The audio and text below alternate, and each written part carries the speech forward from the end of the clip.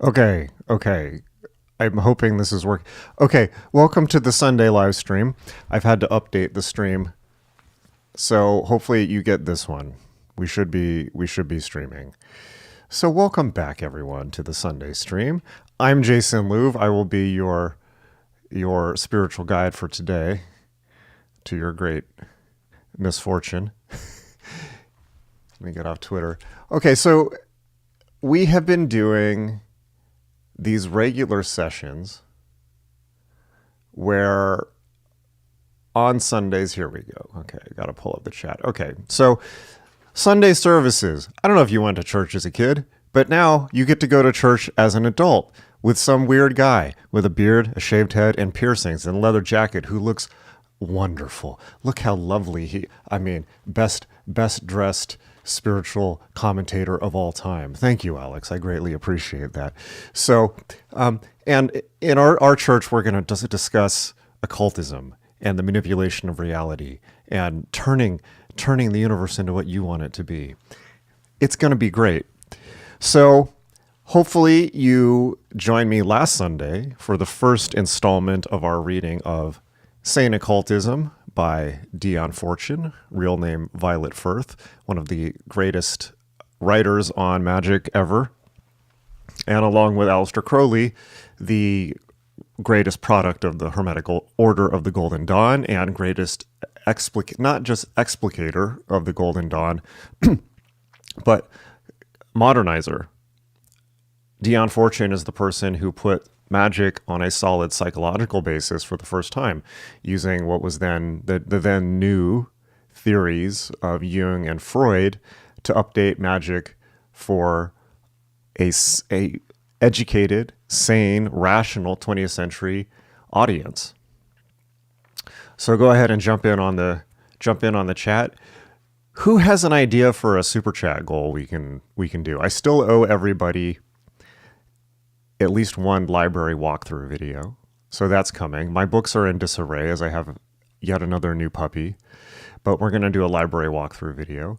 But if you have ideas for super chat goals we could do on this one, that would be great.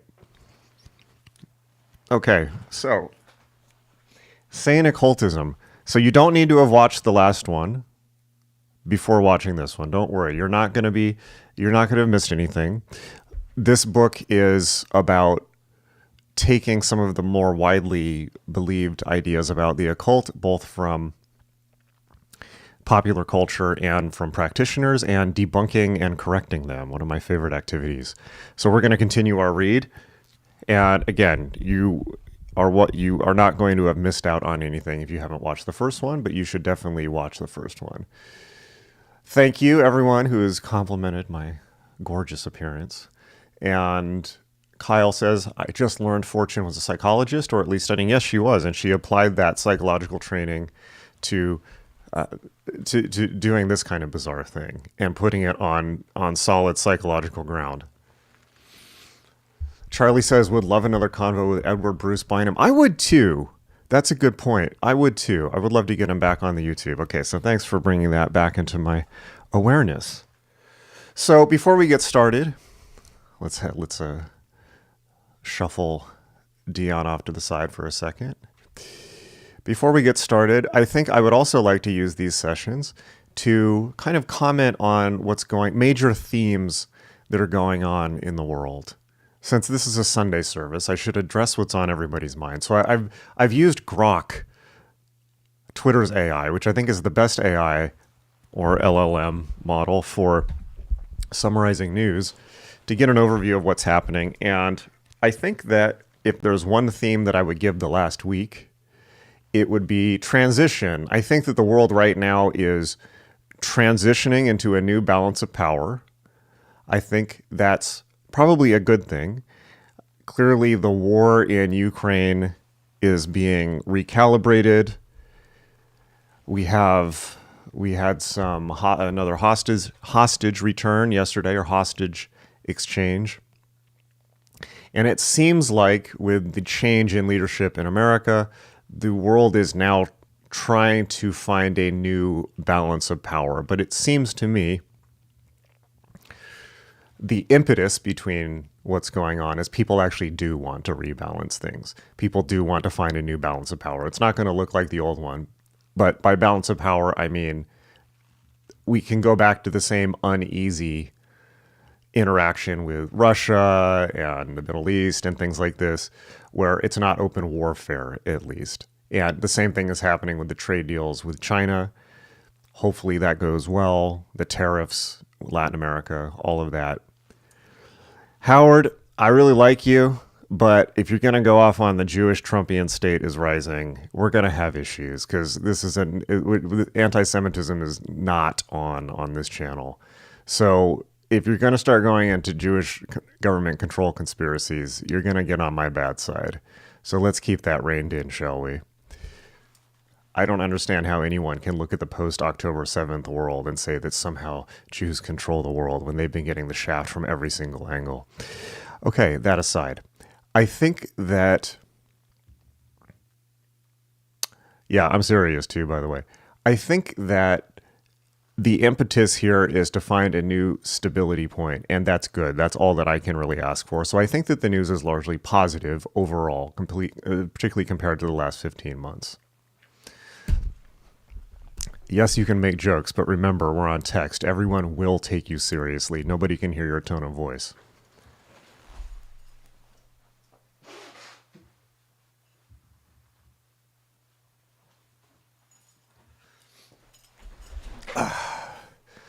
And of course, we have Stealth Muhammad that will come up and get you.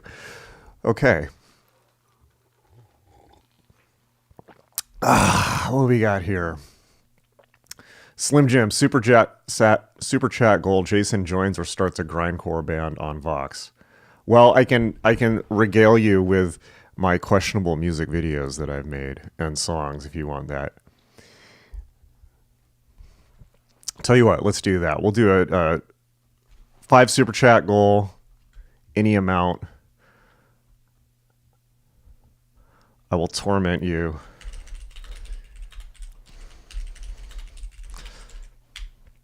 I will torment you with an original music video I've made.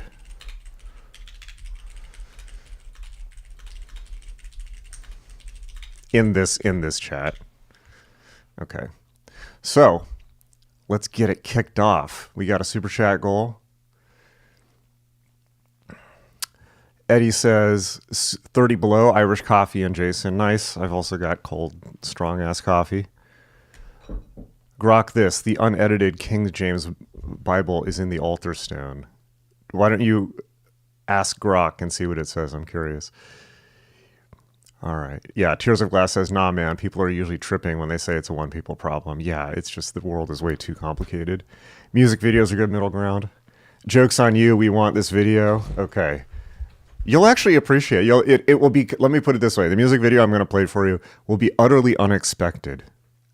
I call it incel core. I am not an incel, but it's an incel core music video. Thank you. Glad you like the biker look. So those are my thoughts on the world situation. I think that we're approaching a calm settling point, I hope, knock on wood. And the world is long overdue for that after going through the COVID era and then the eruption of wars on multiple fronts. So let's hope. Right. And of course, lots of people don't like Donald Trump, but let's hope that he's successful in restabilizing things in whatever kind of like half retarded way he's doing it, because I would much prefer the world to be stabilized and to be back in an uneven, uneasy balance of power rather than open conflict. Good morning, Mac in Australia. Okay. So if anyone has any thoughts on where we're at, world events, go ahead and add them to the chat. Yeah, Kyle says, I can agree with that outlook, but I think we will see a lot more trashing before power settles. Yeah, well, it's quite likely that it's going to kick off in Gaza and or Lebanon again. So, all right, let's see here. What do we got? Hello from the Caribbean. What's up? If we could all just chill, yes. From the Caribbean. Thank you for tuning in. It touches me that people are watching me from Australia and the Caribbean. This is wild. It boggles the mind. I will say as a final aside before reading this, back in the 80s, the 90s, if you were a writer, you had to go on book tour. Of course, writers still do it. And that meant going around to bookshops and reading from your book. And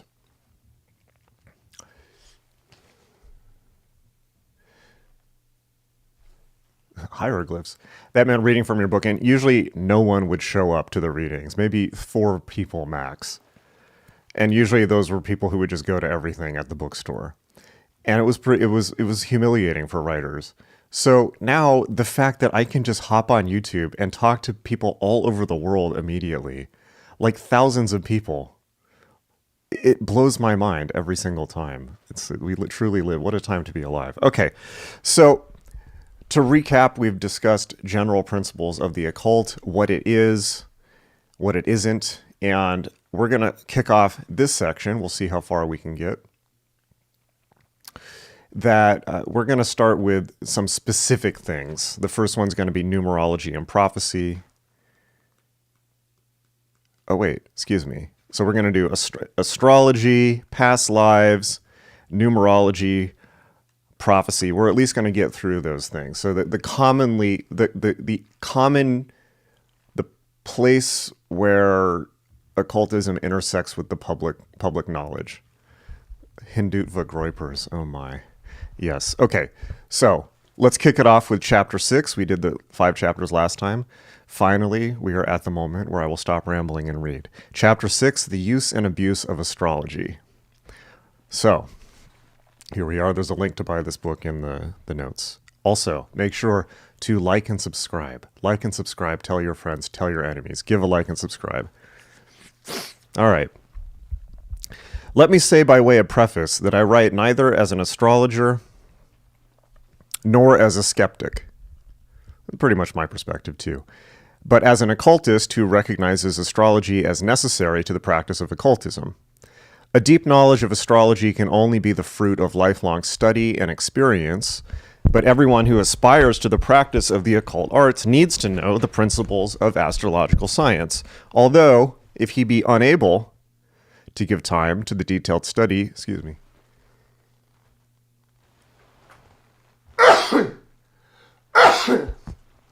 it's allergy season. Alex says, I think we read the astrology one last week. Did we? I think we started it.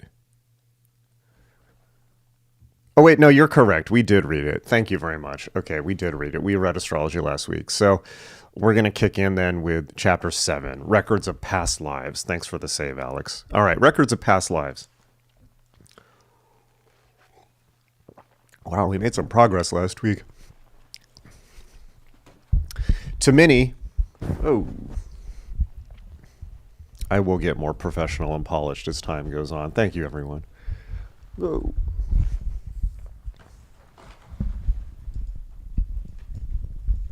Okay. To many, the doctrine of reincarnation is one of the most illuminating contributions that esoteric science makes to human thought. It is logically satisfying, inspires to noble living, and gives hope and courage in adversity. Not only does it explain much in human life that is otherwise incomprehensible and purposeless, but it also enables the broad outlines of the future to be foretold with a considerable degree of accuracy. While we're talking about this, I'm curious, what do you think of past lives? And have you had past life experiences? Let us know in the chat. And of course, super chats will be responded to immediately. And with 5 super chats, you get a music video. Okay. But let me know what you think of this stuff.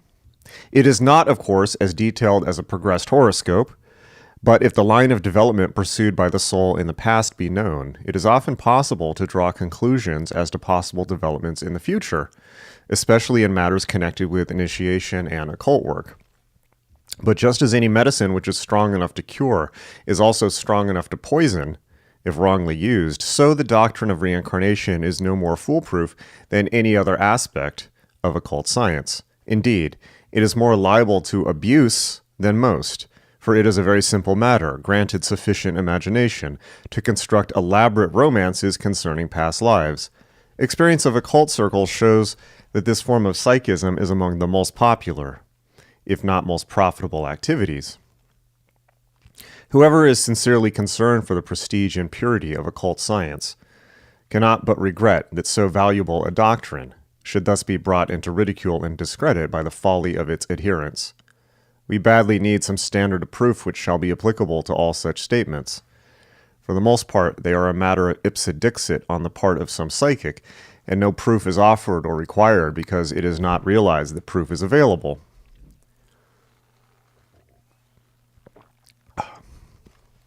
A brief statement of the methods of obtaining past records may serve to show how proof may be obtained and tests applied. Unless some counter-checking evidence is available, it is unwise to give credence to such reports, however much they may appeal to the subconscious self, whose other name may be vanity. The record of every action performed, or feeling felt, or thought conceived is preserved as an image in the reflecting ether, which is really the memory of the planetary spirit. It is as if a mirror retained impressions like a photographic plate.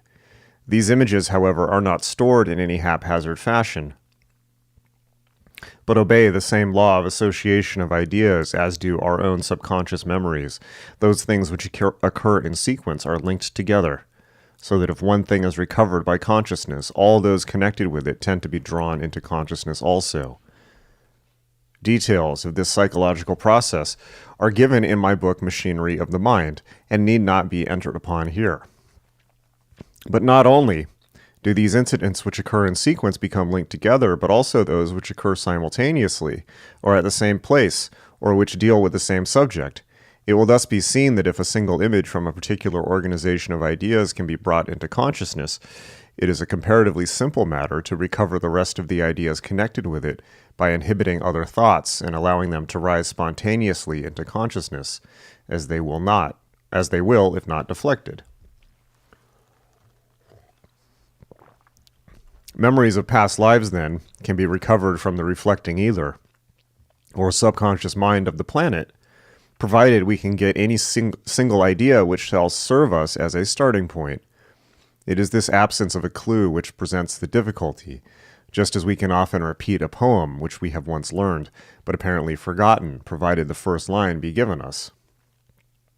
So, although all records are readily available in the reflecting ether for such as can read therein, it is the exceeding richness of the material which baffles our researches. We might seek for days and weeks, and while recovering much that was of interest, fail to locate that which we sought unless we had some definite starting point. Many things can serve as a starting point. Sometimes fragments of memory are retained in childhood and can be recalled later. Sometimes they come through in dreams or are awakened by the sight of a place, or even the reading of a book that deals with the period in question. Moreover, in the deepest subconscious memory of each of us, all our personal records are stored. That subconsciousness, however, is closely barred from the direct access of the personality, and we have to rely on indirect methods of approach. Any effort of will or attention usually defeats its own ends by leading us into the land of fantasy. When we're seeking to remember our own lives, we have to depend on the chance hints which circumstance may bring us. We can no more force the memory than we can force the recollection of a forgotten name. By the very fact that it is in the subconscious mind, it is by definition beyond the reach of consciousness, and we have got to wait for it to be brought within reach by some extraneous agency before we can avail ourselves of it. Should any fragment of the past come within the range of our apprehension, however, it is only a matter of the patient application of the technique of free association for the whole of that life to be reconstructed from the subconscious memory in an infinitude of detail only limited by our patience. When a psychic seeks to read the past records of another, a different method is used. He has to find some point in his own record where the trails cross, otherwise he will be unable to pick up the end of the thread of connected memory images. A very tenuous clue will serve his purpose. Some common memory, however unimportant, a mutual association with the Egyptian temples or French medieval life of approximately the same period, some minor fact that is within the range of both memories, and the contact is through. The end of the thread is in the psychic's hand, and the skein of memories can be unwound. Sometimes the psychic will read from place memories, and sometimes straight off the querent's subconsciousness. Both methods are equally efficacious. It also sometimes happens that a spirit communicating through a trance medium will give records of the past lives of a querent, using the same methods to read them as are employed by an investigator incarnated in a physical body. We have then all these different methods of obtaining access to the records, and anyone who has had experience of the matter will readily see that the problem is not so much to read the records as to prevent the images and fantasies in the subconscious mind of both querent and psychic from intruding upon the screen. Suppressed or thwarted desires are a potent and prolific source of such intrusion, as the psychoanalysts have demonstrated.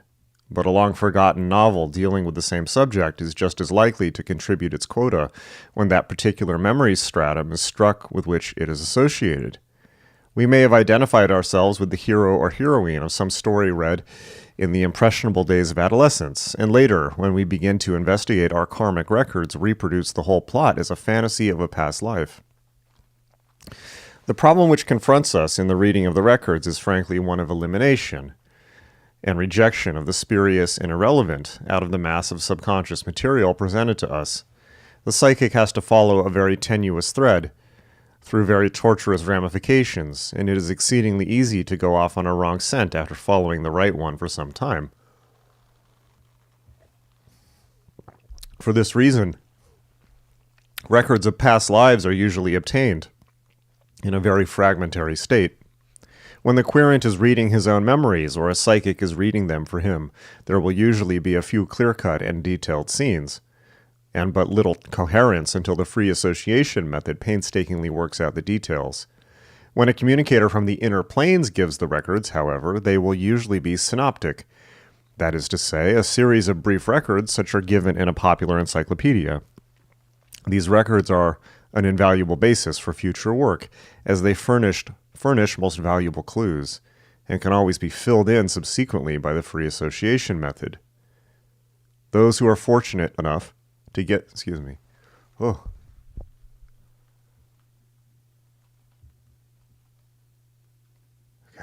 allergy season.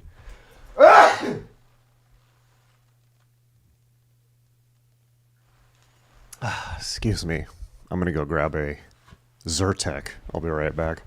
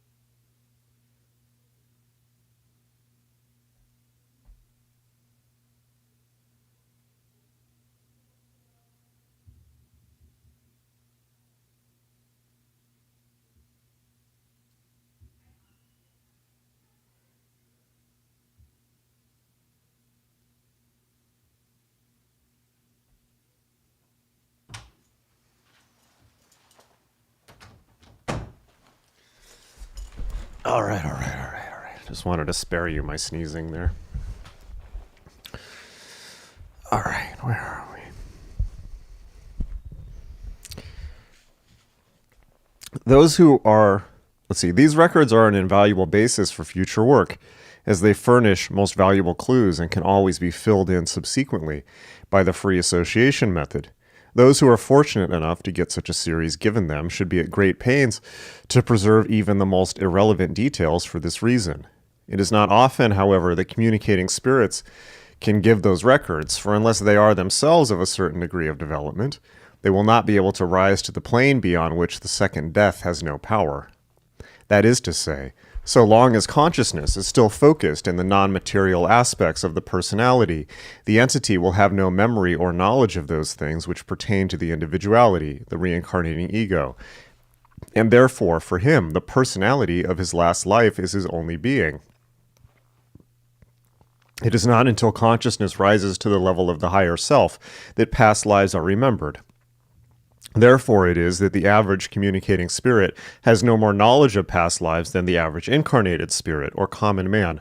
So Fortune's pointing to something very good to understand for practitioners. This is really hard to get for non-practitioners if you don't actually have experience of magic and meditation and working with these types of things, particularly spirit work. Spirits lie. Spirits lie. And sometimes it's not that they lie, it's that they don't know. They over-exaggerate. They over-exaggerate their own importance. It's very common for spirits to think that they are gods or ultimate God. And it's very common for, shall we say, less experienced practitioners, particularly channels or trance mediums, or anyone who does not have checking methods, which we do have in the Western tradition. It's very easy for them to be taken in by that. And this is a danger in occultism or magic or whatever you want to call it. Scientific illuminism, I like that phrase.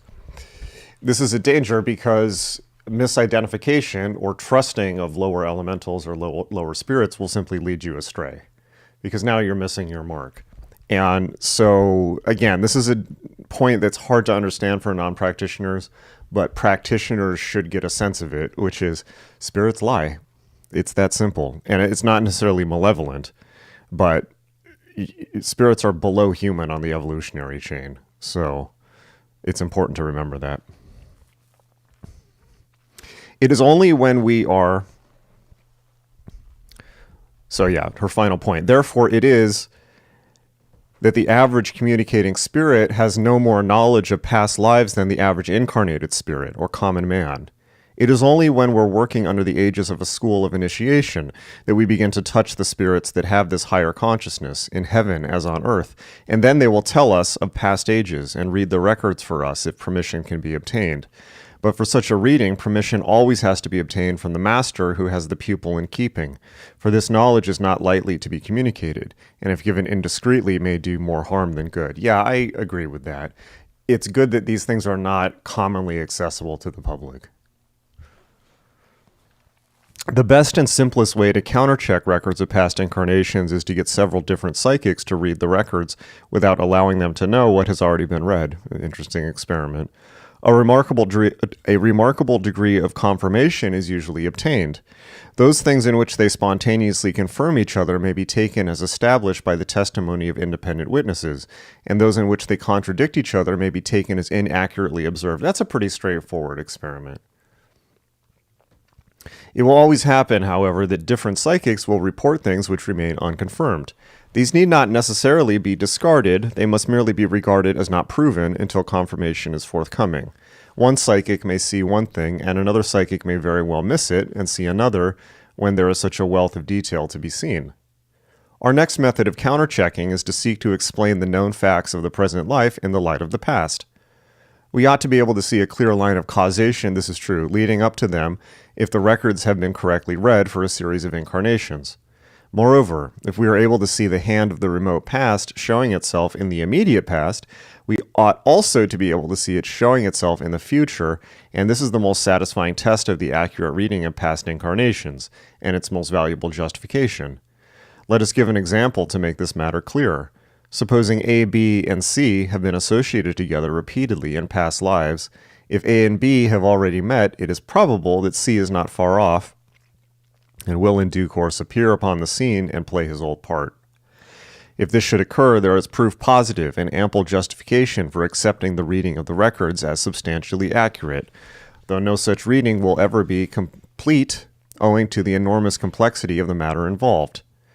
Therefore, we must always be prepared for unsuspected factors to introduce unexpected causes.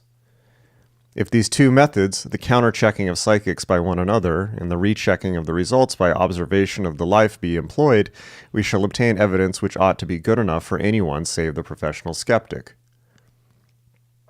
In the absence of the possibility of such systematic counter-checking, there are certain things which render a record suspect.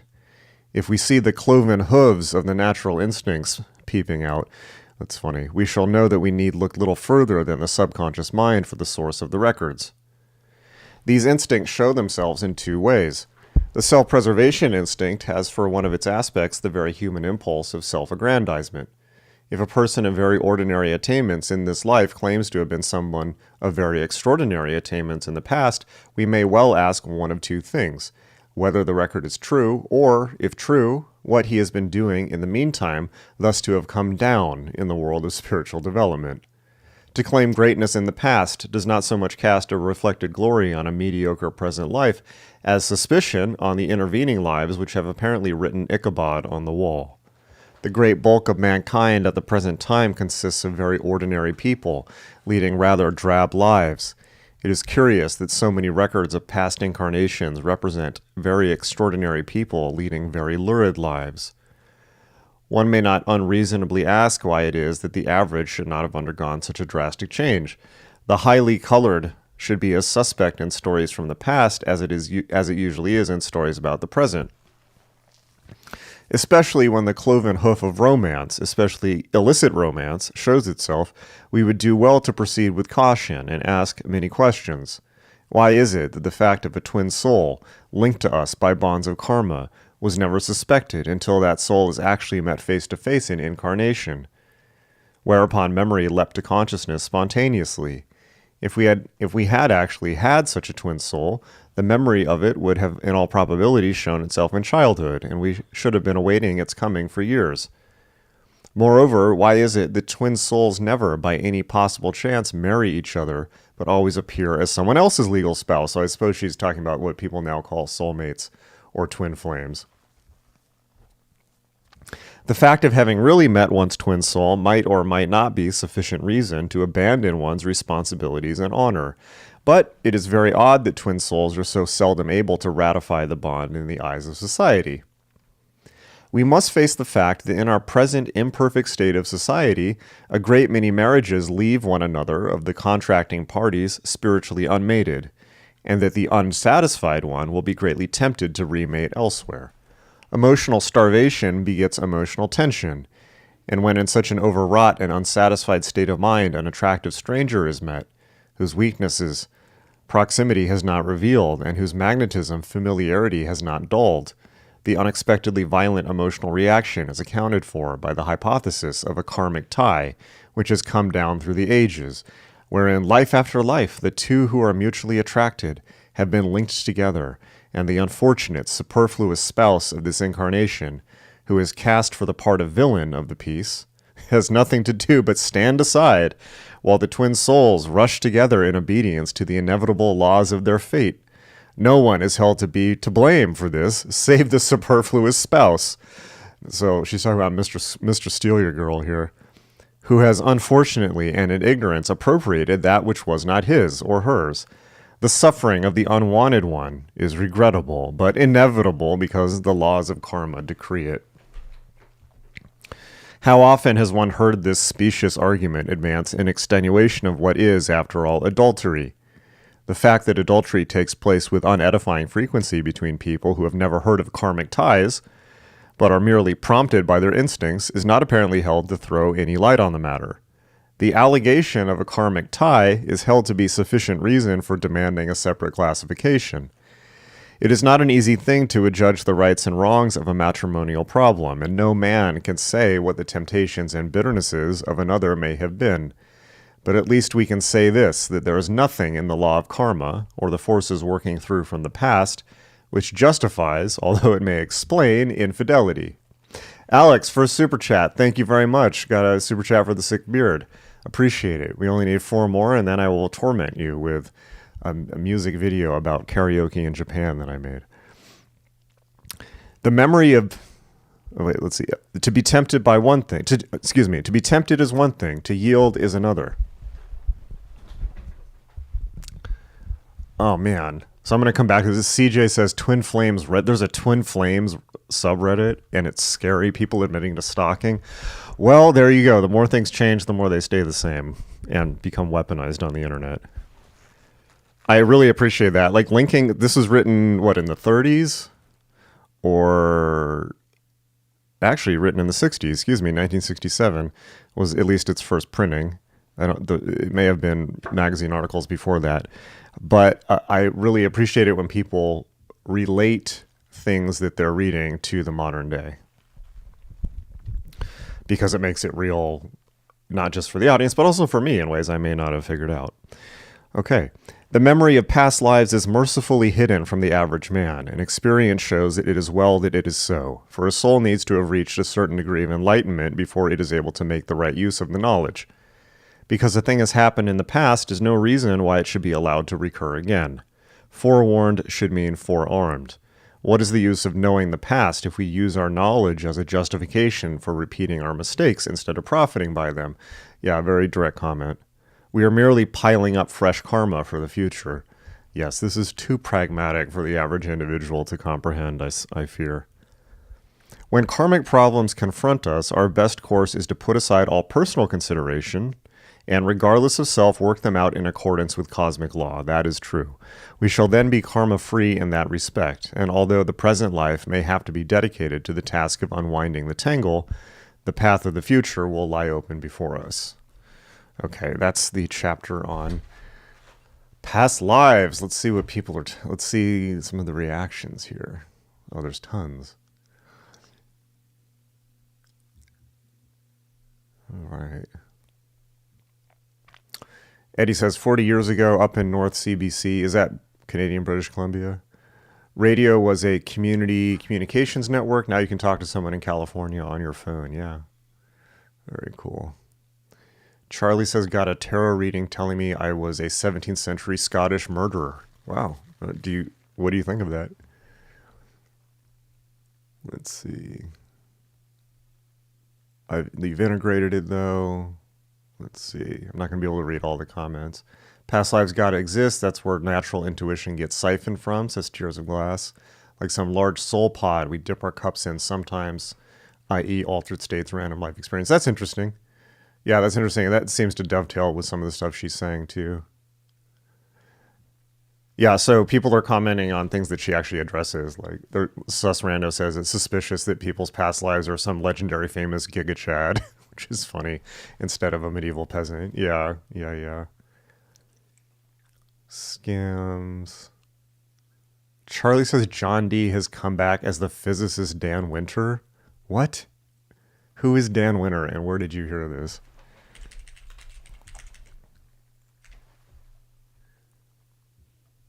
I'm gonna need info on where you picked that up from, because this guy definitely looks like a tripped out Terrence McKenna dude, but he also looks like the type of dude. Oh yeah, sacred geometry. This looks like the type of dude that would claim he was reincarnated John D. So I'm gonna need some backup for that one.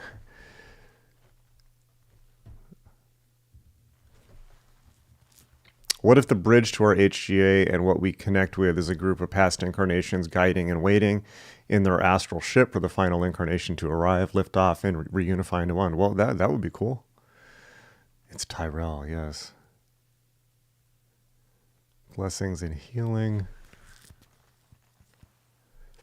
I think in my past life I was a deadbeat dad. Wow. Dion is spitting, yeah. In my past life I was Neanderthal that died from eating berries. Is there any benefit to knowing what your past life was or is? Only at a certain level, and that's basically... she basically says it at the end of that chapter. It's to stop repeating mistakes that you may have been making for more than one lifetime, and that's basically it. That's basically it. You don't get any coolness points from it. Tier says maybe if you're trying to figure out a psychic distortion that doesn't line up with psychological findings. Yeah, which I believe is also another way to put that would be, if you're trying to understand, it is the case that often if you're trying to figure out why you have a behavioral pattern that keeps repeating, and you can't find any straightforward psychological reason for it, like in childhood or something like that, and you have no idea why you do this, sometimes those are the type of things that can be explained by past life experiences. Now, whether those are real or just constructions by the mind to explain certain things, I don't think anyone can fully say, but that's practically speaking, yeah. Okay, I'm gonna skip some of the goofier comments here. The guy who led the Twin Flames cult came out as Jesus? What? I didn't know it was a cult. Okay.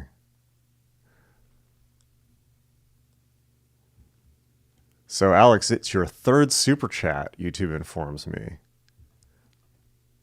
Much appreciated. Much appreciated. Twin Flames Reddit is scary. People admitting to stalking. And Temple says I should do a Twin Flames Reddit reaction video. That is truly frightening.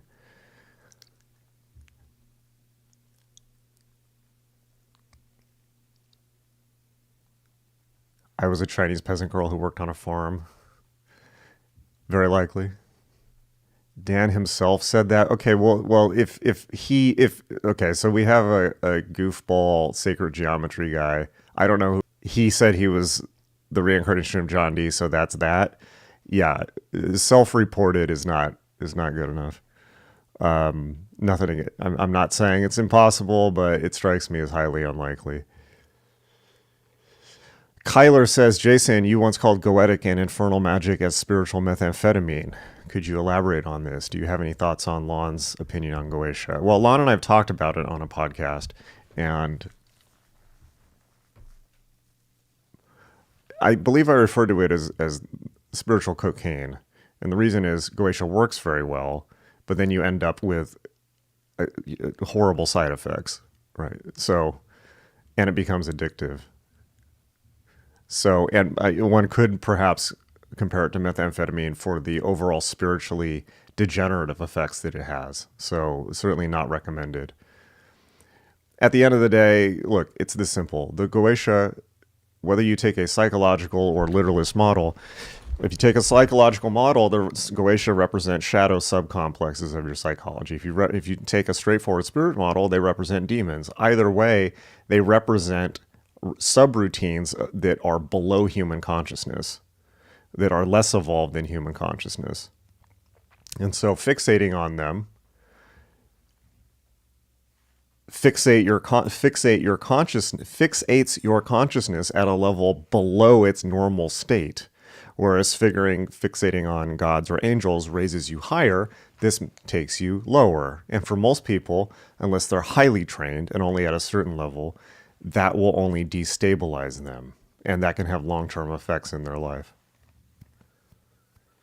Body thetans, what would Bashar do? That's funny. Alex says, I don't like spending money on YouTubers unless I genuinely believe they can help people if they got more views. Well, I appreciate it. Thank you. So yes, everyone like and subscribe. SB, are people in 100 years going to say I was a Reddit shit poster in a past life? That's pretty funny. Temple says, yeah, why don't we talk about future lives? That's a good one. All right. So, let's move on.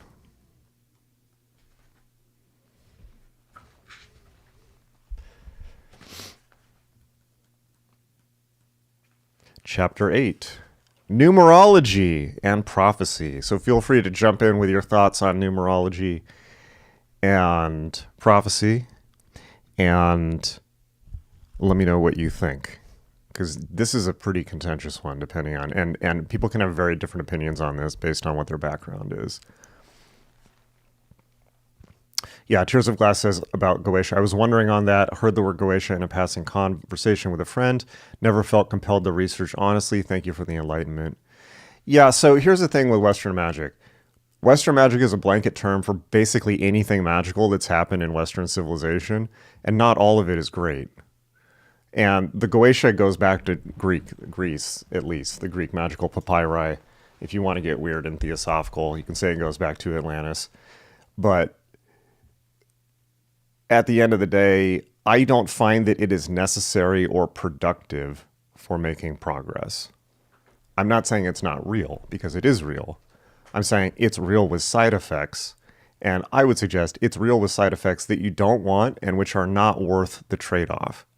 Because you will get results from it. Absolutely. I've never once said that Goetia doesn't work.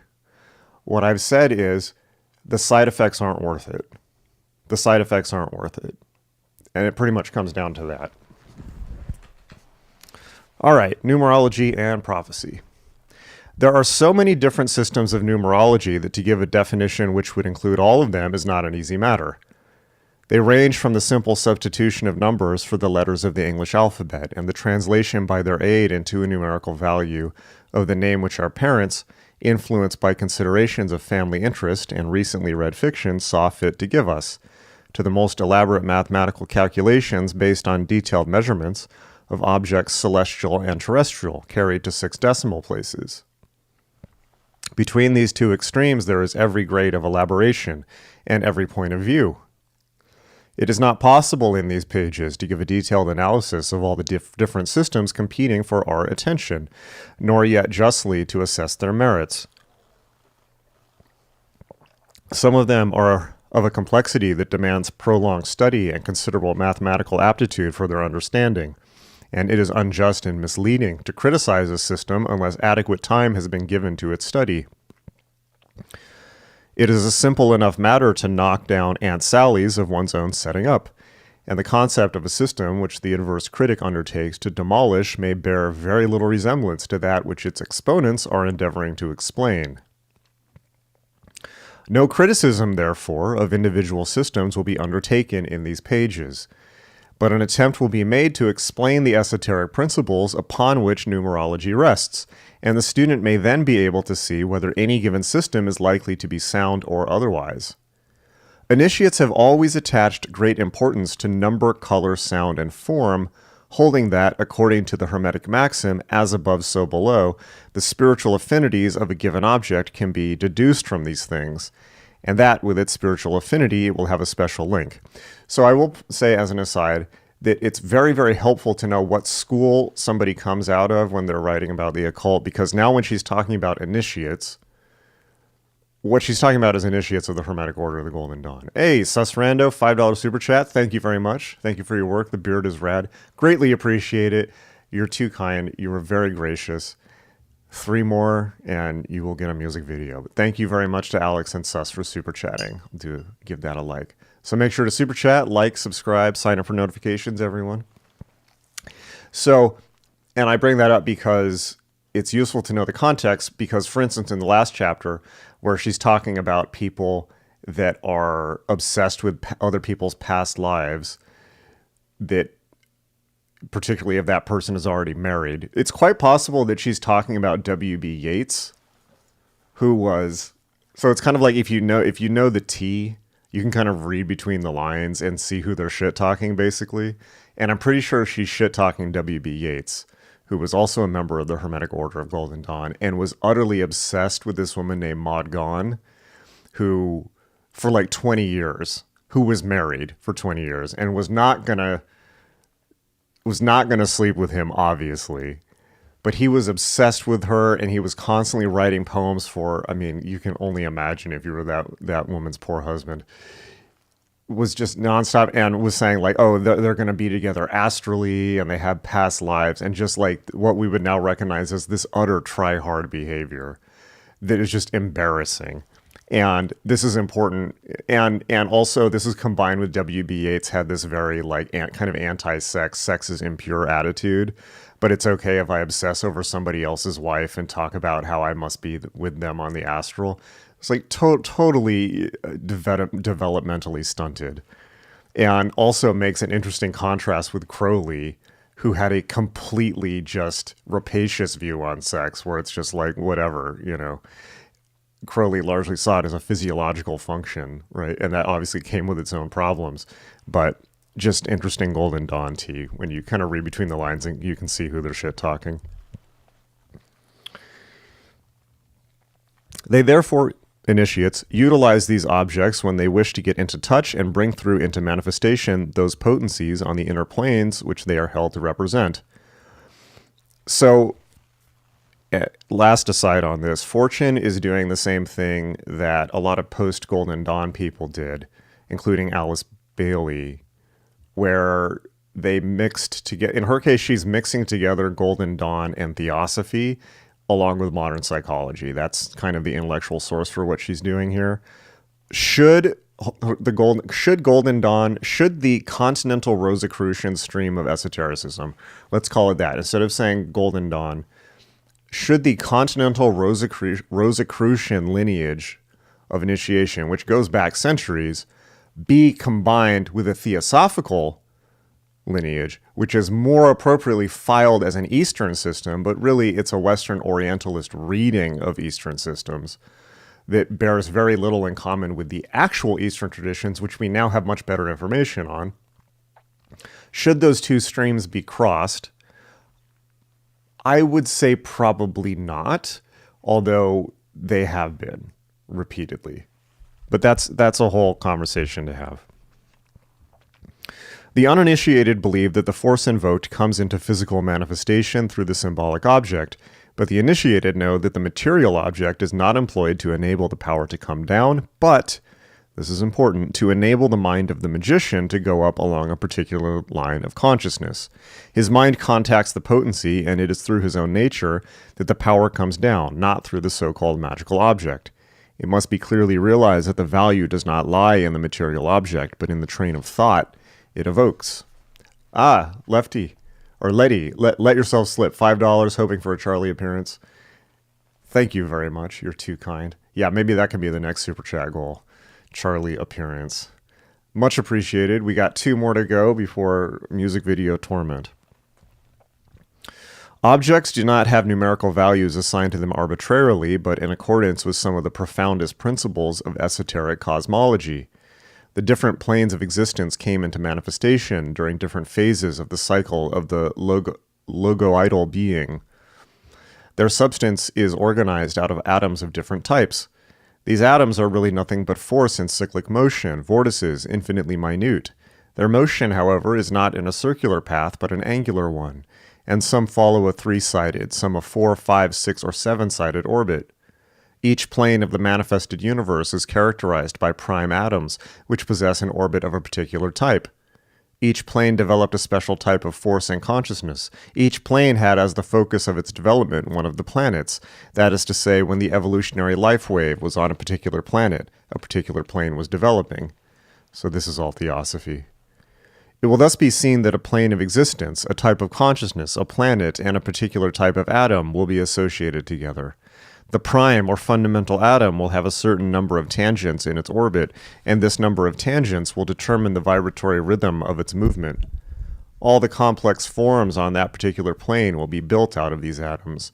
Therefore, there will always be, in whatever associations they may be aligned, or may be gathered, the fundamental number of that plane as one of the prime factors into which their vibratory rhythms can be reduced.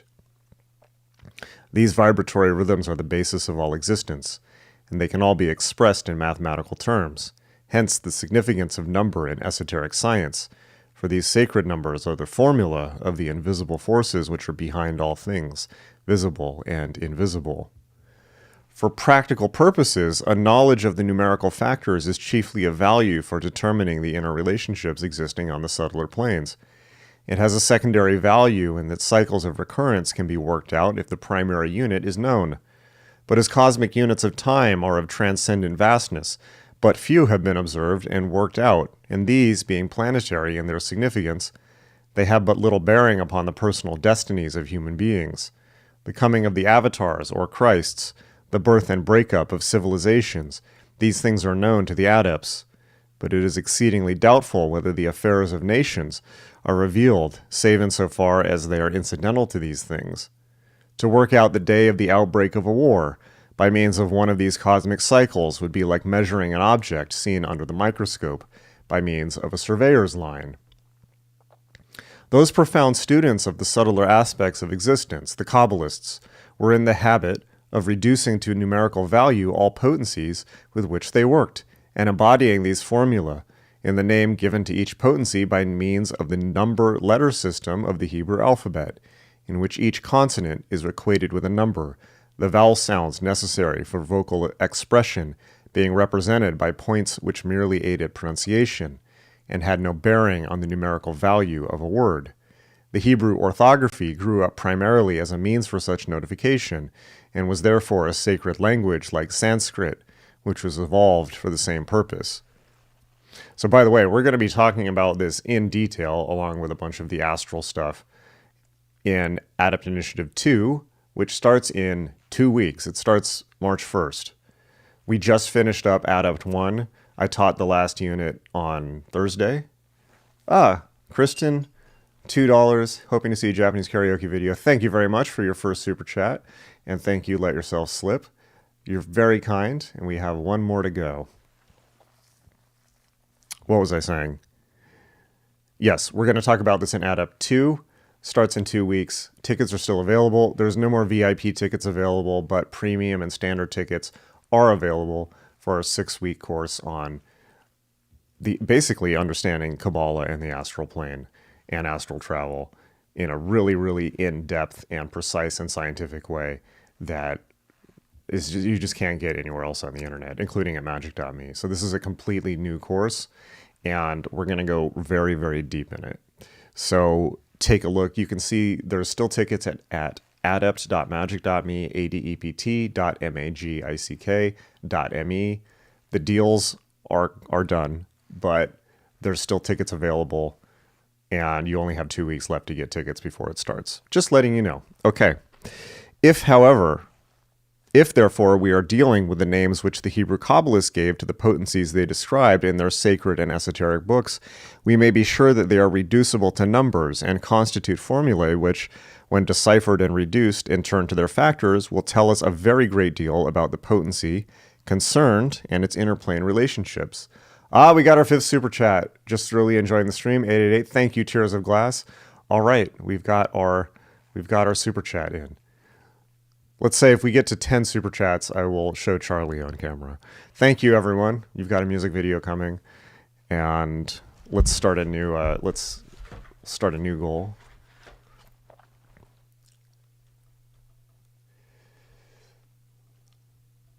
Let's see. No. Come on now. Start another goal. Why? Okay, well, we'll start this when YouTube decides to comply.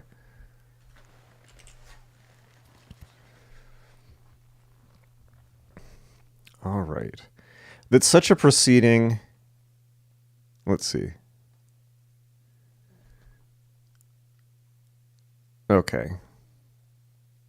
We'll just back up a little bit. Oh, here we go. Okay, so we got 5 more super chats for a Charlie appearance.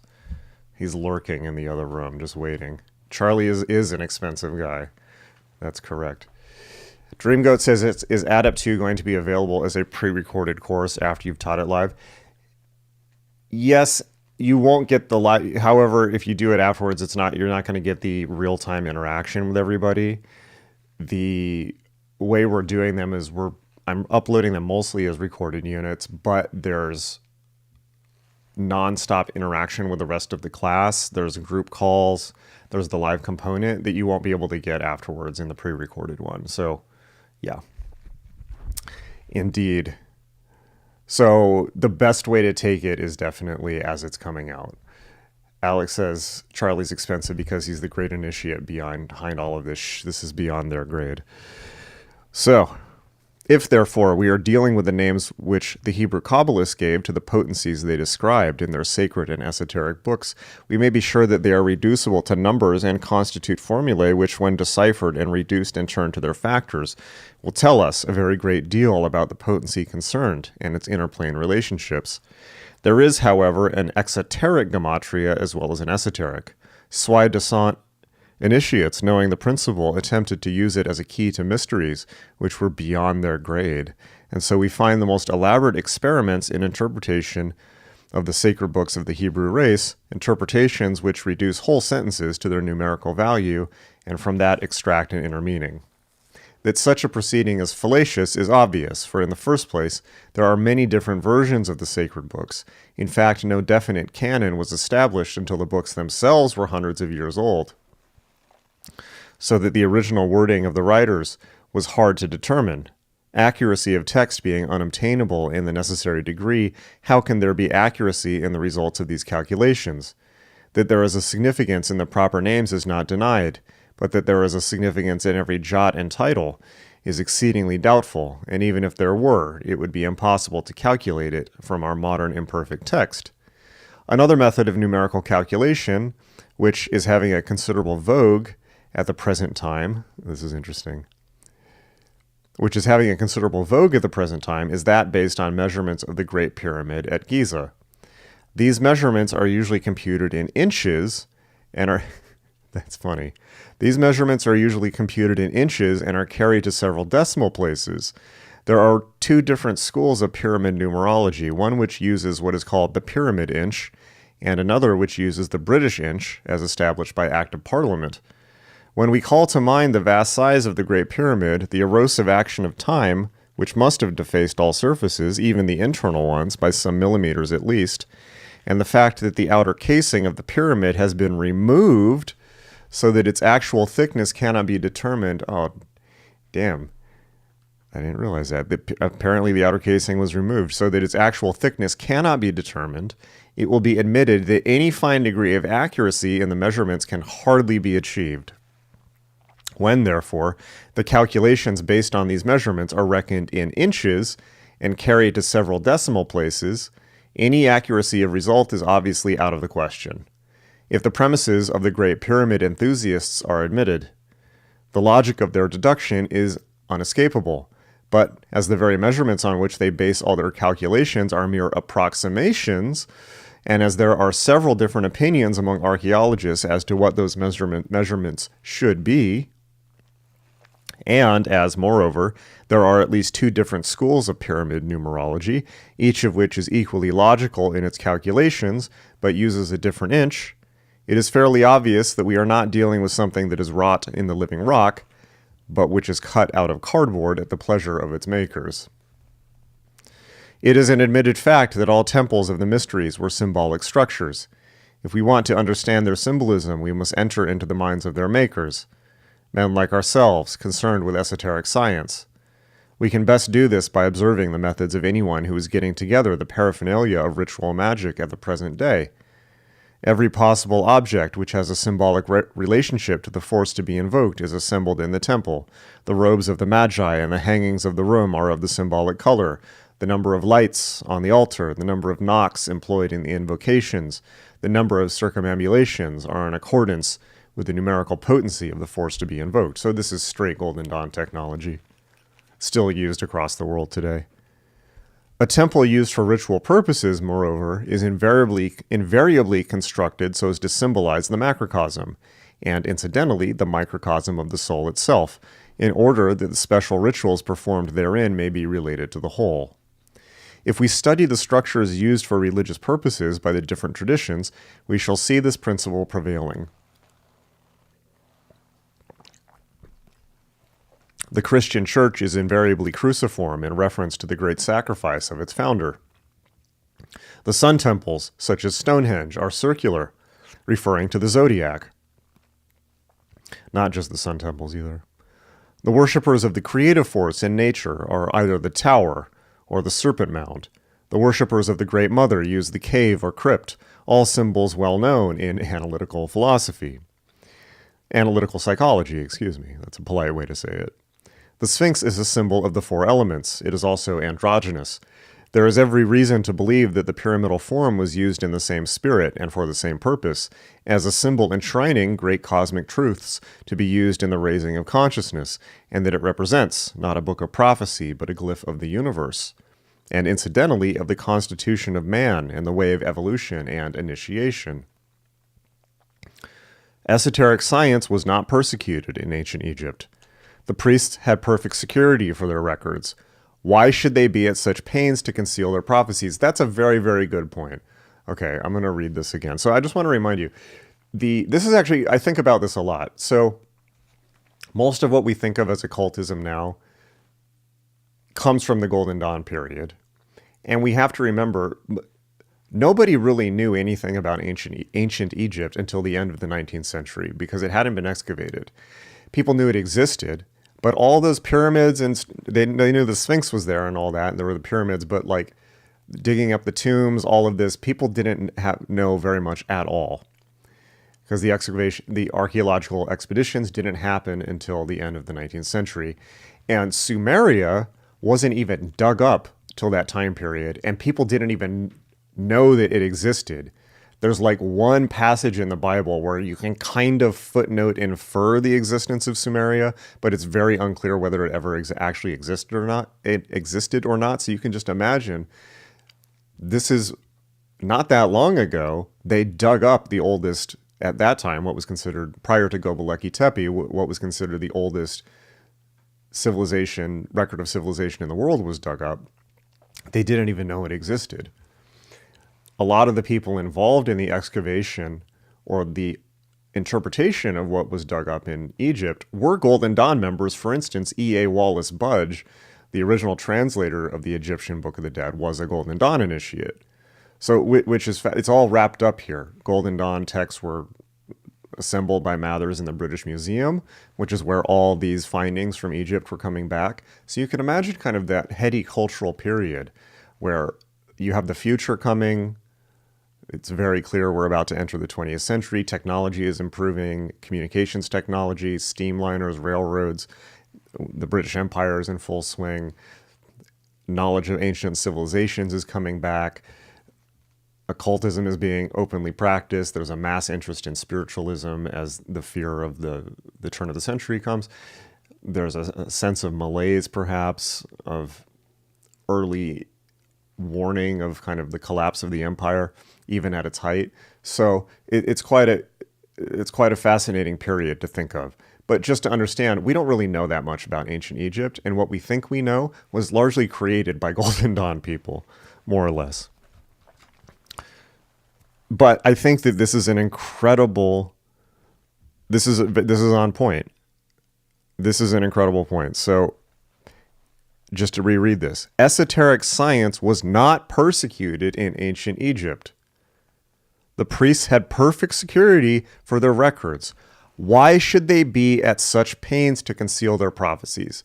Okay, so the answer is they weren't. They weren't at pains to conceal their prophecies, at least from each other. We don't really know the whole story. Maybe they wanted to conceal things from the public, but when you consider the level of pomp and circumstance, not just of Egypt, but of the ancient world in general, and the fact that all these things like the Sphinx and the pyramids and the hieroglyphs, which were done in bright color, just like the Roman statues were, we just have the bleached remnants, but it was all in bright colors.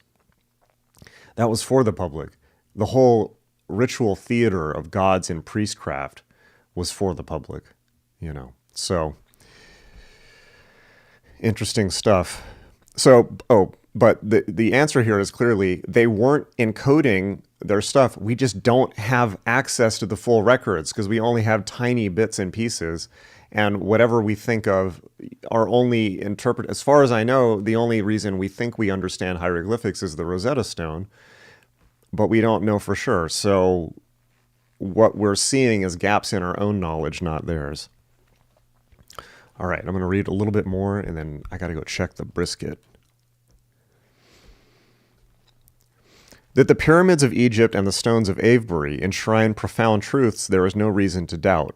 But esotericists consider that these truths refer to the constitution of the universe and the soul of man and have nothing whatever to do with prophecy.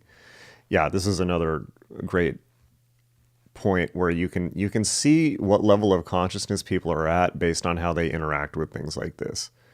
Once they start getting into literalism, you know that they're not particularly in touch. The book of Revelation is another favorite subject of speculation. Yeah. This book, as is obvious from its nature, was written by a Christian Kabbalist versed in the esoteric doctrines of the day, probably a high initiate of the mysteries. This is a critical point. Its key is found in the Holy Kabbalah. A study of the Kabbalah should be the basis of any attempt to understand the prophetic books of our scriptures. Yeah, completely on point. Yeah, 7 churches. What do you think they're talking about? 7 seals? What do you think they're talking about? Let me know in the chat. Let's see. Let's test you. What do you think the 7 seals are? But yeah, the problem here is you get people who are literalist normies getting hold of initiated texts and taking them literally when they were never meant to be taken literally. The beast, whose number is 666, has been variously identified with Nero, Napoleon, President Kruger, Jason Louv, and the Kaiser, or whoever happens to be the national boogeyman of the moment. Napoleon, however, is a national hero to the French. It depends upon which side of the channel one lives as to whether he appears as the beast or as the angel standing in the sun. Queen Elizabeth must have appeared very much of a beast to the Spaniards of her day. That's interesting because I wrote in the John Dee book, I compared Elizabeth to the beast, or excuse me, Elizabeth I to Babylon, and Henry VIII is very much like the beast. Which of these identifications is correct? All of them, says the esotericist. Yeah, that's a point that normies cannot understand. Esotericists can look at things on lots of levels and consider them all true on their own level, while mentally compartmentalizing them away from the other levels so that they don't overlap. And this is just a level of abstraction that normies aren't capable of. Which of these identifications is correct? All of them, says the esotericist. Wherever a man acts as the instrument of destruction, he is functioning with the force of the beast, whether he be breaking up the home or the nation. The destructive forces, which are just as much a part of the cosmos as are the constructive ones, have found a channel through him and are using him for their purposes. But we must not forget that destruction is always the first phase of construction. A cosmic truth is distinguished by its universal applicability. The sacred teachings delivered by God to man, whether they be expressed in words or stone, do not concern persons, but spiritual principles. The actions of persons and the fate of nations express these principles, and to that extent may be considered as the fulfillment of prophecy. But the promises of the sacred writings have been fulfilled many times, and will be fulfilled again whenever the conditions supervene which they describe. Yeah, sacred writings exist outside of time. So they intersect time in ways that could only perhaps be described by the author Edwin Abbott from the classic book Flatland. There are 2 ways of penetrating the future. The only legitimate method consists in observing and studying the causes at work in the past and present, and trying therefrom to deduce their outcome, which, by the way, is impossible, as we now know from data science. You can get close, but you can never be sure. We actually know now, and I talked to the recently passed, sadly, Ralph Abraham, the chaos mathematician. It is actually impossible to predict the future from prior data. So you can guess at it, though. The more insight we have into underlying and remote causes, the more likely shall we be to draw true conclusions. Esoteric science is of great value in such a process because it reveals more of underlying and remote causes than appears upon the surface. Thereby, it often produces the effect of prevision by supernatural means, yet in actuality, its methods are entirely natural and logical. It merely has certain additional data available for its consideration. The illegitimate method of penetrating the future consists in trying to put the clock forward and seeing events as if they had already happened. The seer using this method is seeking for effects where he should be looking for causes. That's a pretty on-point comment. He should be looking for causes. Events shape and take form on the inner planes long before they appear as actual happenings on the plane of manifestation in matter. A seer who can function on these subtler planes can see them brewing there and report what he sees as prophecy. There is one thing which is forgotten, however, that up to the very moment of occurrence, fresh forces may come to bear, fresh factors be introduced into the case on the inner planes, with the result that the final issue is largely modified. A very strong force will come down the planes with but little deflection, and consequently manifest in matter in its original form, so that any seer who could discern its development as a thought form would be able to prophesy accurately the nature of its manifestation on the physical plane. There are, however, but few occasions on which the force is sufficient to resist deflection in its passage down the planes. In the great majority of cases, as soon as it comes within the sphere of the group mind of the race, it is profoundly modified. Moreover, a determined mental resistance will be able to produce varying degrees of deflection. It is this fact of which mental workers avail themselves in the many different systems that exploit the powers of the mind. Prayer and invocation are also potent alternatives. The prophet may announce what will happen if nothing occurs to prevent it, but out of such a multiplicity of factors, anything may occur to modify the course of events. The effect of prophecy is to paralyze effort. Yeah. In the face of adversity, this is a good reason why relying on psychics and trance channels is not a good idea. In the face of adversity, the human soul ought to rise up in its strength and wrestle with the dark angel of affliction till it yields the secret of its name, that is to say, of its hidden nature, so that it may be subdued to his service. If this be done, good is brought out of evil, the good of ennobled character, if nothing else. Absolutely true. Absolutely true. But if we accept supinely an impending fate, we have surrendered our manhood. If we must go under, let it be in the last ditch. If we must surrender our lives, let us sell them dearly, not give them away. Yeah. The power of the will, backed by courage and tenacity, is tremendous. Victory has many a time been snatched out of the very jaws of defeat by a courage that would not accept the inevitable.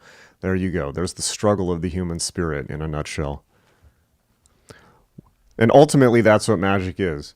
And remember, every time, for those who have been with me for a while, whenever I define magic, that is the absolute 100% definition of magic and supersedes all previous definitions, no matter what it is that I say. In many ways, magic is the strengthening of the human spirit so that it can overcome its surroundings. Magic is the strengthening of the human spirit so that it may overcome its material surroundings and the accident of its birth. And that's only done by hardship. And hardship doesn't mean suffering for its own sake. It means putting yourself in hard situations so that you get stronger. We can learn many things concerning the soundness of a doctrine by observing its effect during epochs when it was widely believed. The heyday of soothsayers has always coincided with the darkness and degeneracy of national life, whereas the great epochs of national achievement have ever been characterized by confidence in the power of human enterprise. Yeah. He can who thinks he can is a profound maxim of occult science. Yeah, paging Mitch Horowitz. He can who thinks he can. Absolutely. We ought to approach the occult arts in the same spirit in which we approach any other phenomena. They are not supernatural, they break no natural laws, they are merely comparatively rare and little understood. As soon as we understand their rationale, they cease to be supernatural and become natural. An advancing psychology is going to clear up all the mysterious elements in occultism. A lot of them, yeah. It has. And that's actually an open question. What of the occult has psychology now not either confirmed or overwritten with a better explanation? That's an open question. I think that's actually a very useful question to ask. What is there that remains when we're really honest about it? Thank you, Alex. Another $2 super chat. All hail Charlie. All right, another 4. We get Charlie. Thank you for your 4th super chat. So, if we're really honest, if we look at all the claims of magic, and then we look at the claims of modern psychology and neuropsychiatry, and simply a better understanding of cognitive bias, what remains mysterious? My guess is probably not a lot. But that would be a fascinating question to answer. So that's an open question for the chat if anyone wants to say anything there. But yeah. We ought to approach the occult arts in the same spirit in which we approach any other phenomena. They are not supernatural. They break no natural laws. They are merely comparatively rare and little understood. As soon as we understand their rationale, they cease to be supernatural and become natural. An advancing psychology is going to clear up all the mysterious elements in occultism.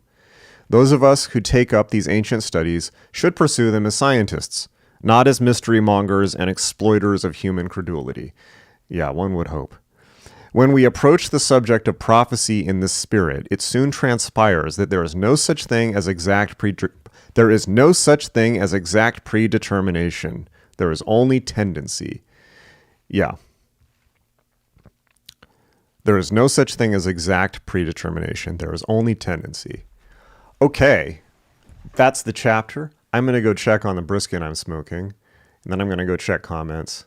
Voyant TV says 7 best occult places in Israel. I hope that that's an actual question and not something that's going to get you booted off the chat. Okay, everyone, behave. You are still being moderated while I go check the brisket. I will be back momentarily. 4 more super chats to see Charlie. I'll be back.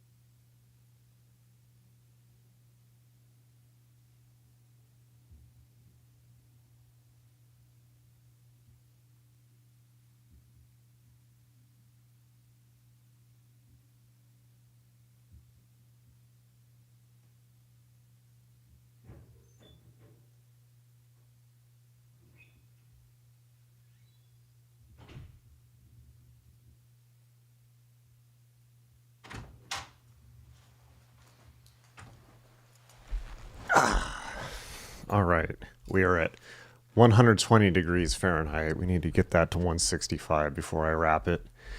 All right, let's check the comments. It is freezing outside. Good Lord. Let's see.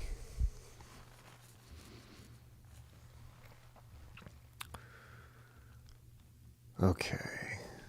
Tears of Glass, I was wondering on that. I heard, going back to the Goetia conversation. Never compelled. Okay. Let's see.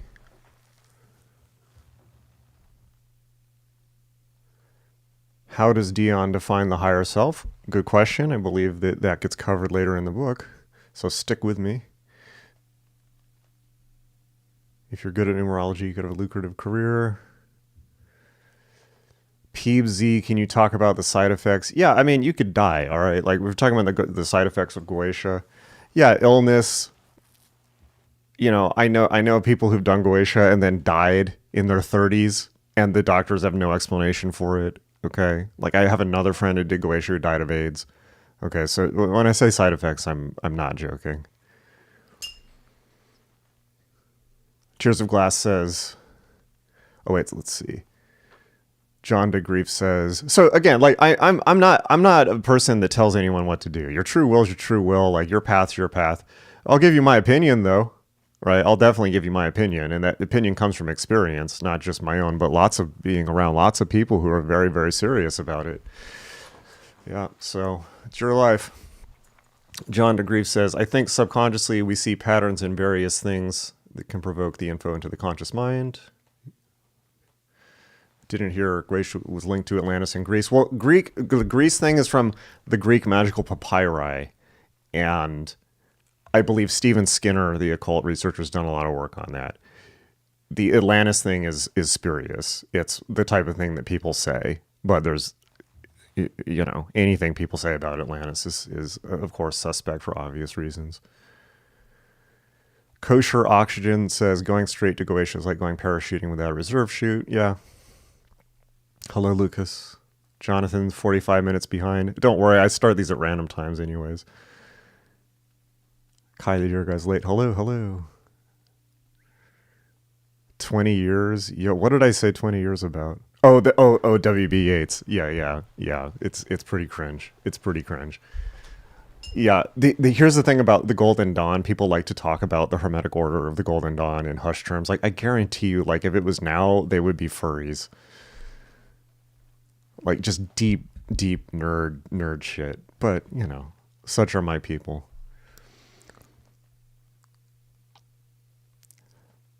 Let yourself slip, hoping for a Charlie experience. Appearance.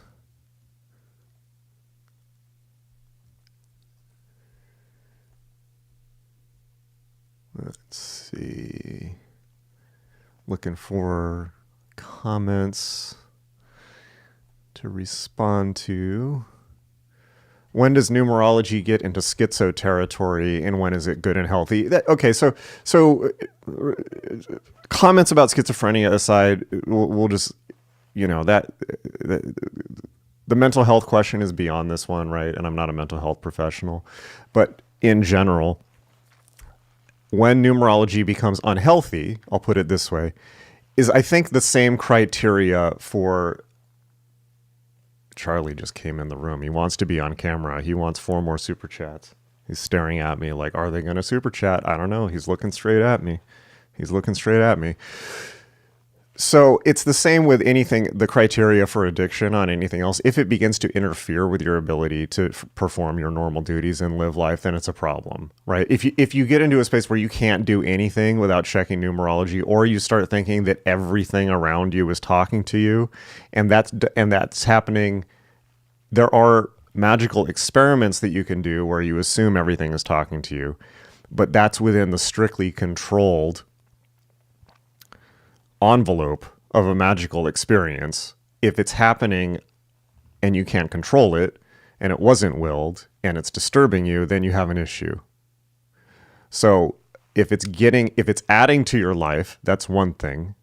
If it's getting in the way of your quality of life or gunking up your ability to make decisions for yourself, then you have a problem.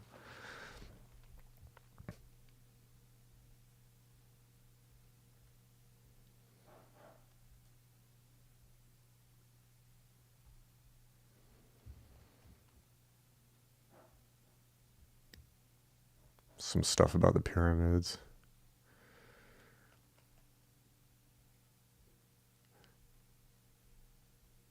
Okay, so now we got guesses about Book of Revelation. 7 chakras, 7 classic planets, 7 planets. Interesting. Sussman says 7 spheres on the other side of the abyss. There's only 3 on the other side of the abyss, but that's quite interesting. That would be cool, but that's not how Kabbalah works. But okay, so basically we have guesses about the planets and the chakras. And of course, those aren't necessarily mutually exclusive. Okay, so am I going to give you a straight answer on whether that's what it is? No, of course not. But those are interesting guesses, right? Those are interesting. That's something to think about. Possibly that's an angle to think about in terms of when she's talking about the Book of Revelation being in code, essentially. Lucas says, we surely know how to read hieroglyphs. Maybe there are sacred texts that have more than one layer of meaning to them, and we don't get the whole thing, but regular hieroglyphs are totally known. Okay, so I don't actually know the current state of scholarship on that. I know that we have the Rosetta Stone, and if that's all been solved completely, then that's great. That's great. So maybe you can educate me on aspects of that I'm not clear on. Wow, Lucas says, I've learned how to translate from Middle Egyptian in 2 months. Wow, well done. And I've read a bulk of Egyptian literature and translation, which was originally all hieroglyphs. That's badass. That's awesome. That's awesome. That must have been... So I'm curious, what was the experience like of reading from Egyptian stuff from original hieroglyphs? That's wild. Yeah, a bunch of sidetrack on potatoes.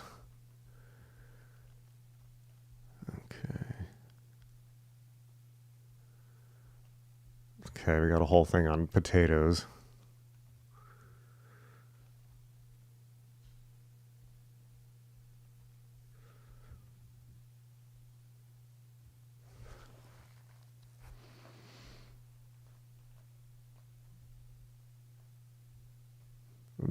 getting all the on point comments are getting lost in all the potatoes. Let's see.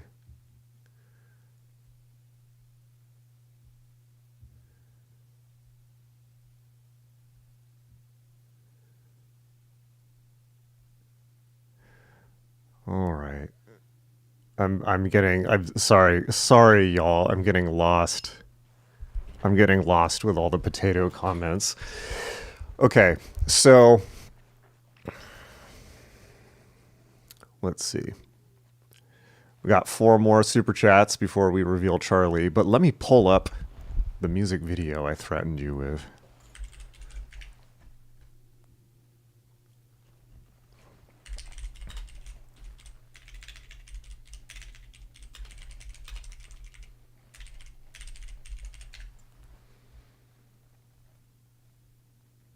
Let's see. It's currently a private video, so let's see if I can find it. I had these up on my channel, but nobody liked them, so I took them down. But you people are cool. You'll appreciate it.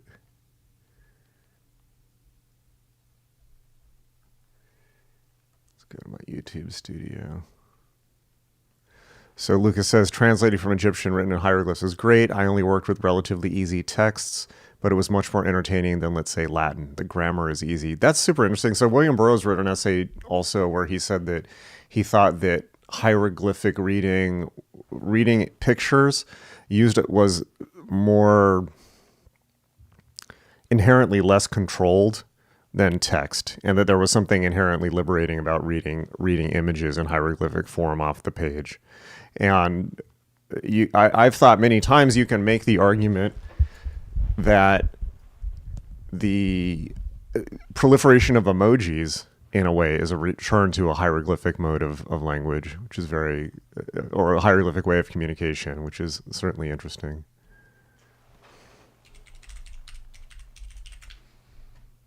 All right, here we go.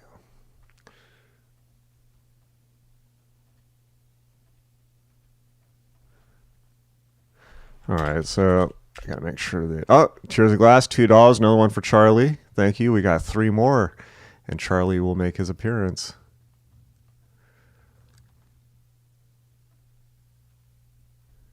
Okay, so first of all, let's make sure we're pumping in the sound audio. Christian says there's an interesting book by R.A. Gilbert that has profiles of many of the early Golden Dawn members. Is that the Golden Dawn scrapbook? Because I definitely have that one by him. But yeah, there's some real characters. Some real characters in the Golden Dawn. Okay, you're probably you're gonna hear some synthwave. So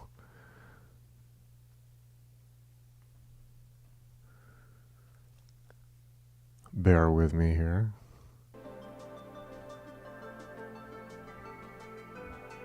Okay, you should be able to hear synthwave coming out, and it should hopefully sound okay. So tell me if this sounds okay and if it needs to be higher or lower, because this is the level I will play the video at, which I'm going to queue up now.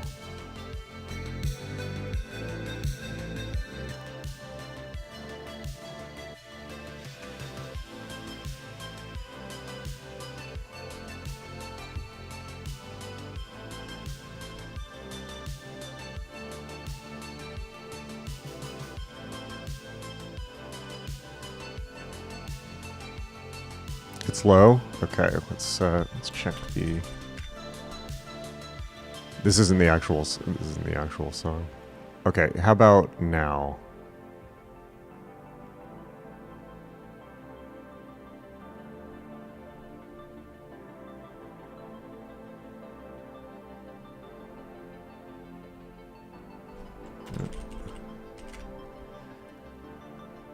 Okay, how about now? You should be able to hear it.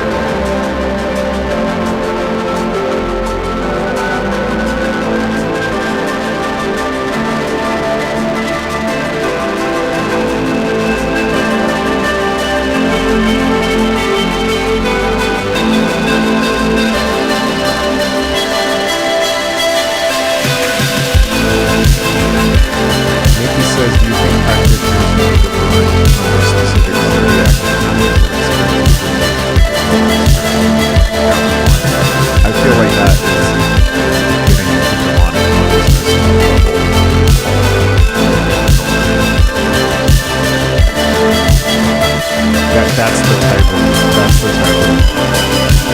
that type of that's a demonic consciousness. I'm not saying that's good or bad. I'm saying that.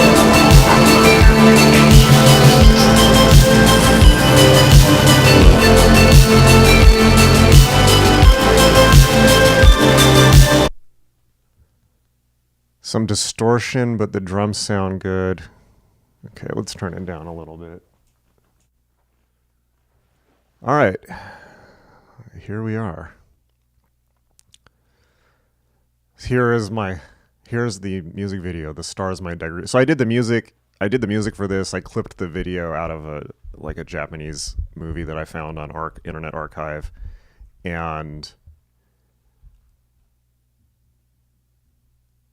turn it up. Okay, and the vocal is not me. It's a guy I found on YouTube. So here we go.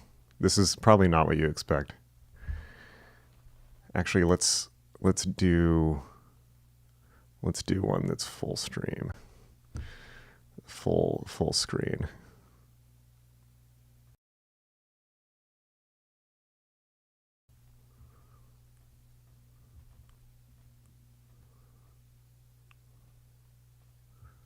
So someone's saying too loud. Okay. All right. Let's give it a shot. And if the audio doesn't work, well, just let me know.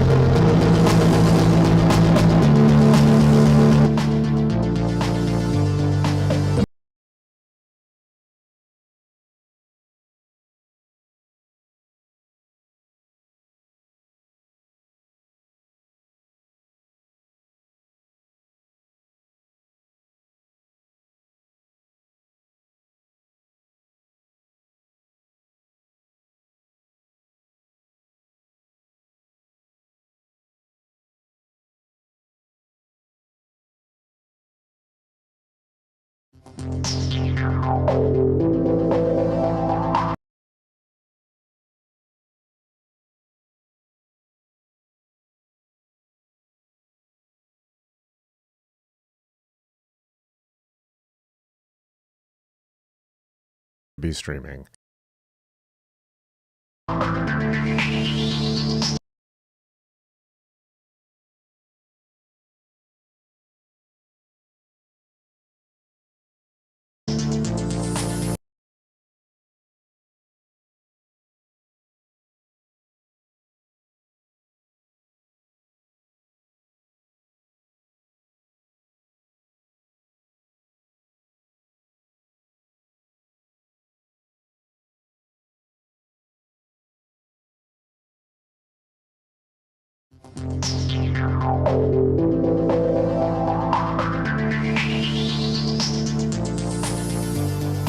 Blasphemy came easily to him. It was half his speech all his life. He had been raised in the gutter school of the 25th century, and spoke nothing but the gutter tongue. Of all brutes in the world, he was among the least valuable alive, and the most likely to live. So he struggled and prayed in blasphemy, but occasionally his rambling mind leapt backward 30 years, to his childhood and remembered a nursery jingle. Gully Foil is my name, and terror is my nation.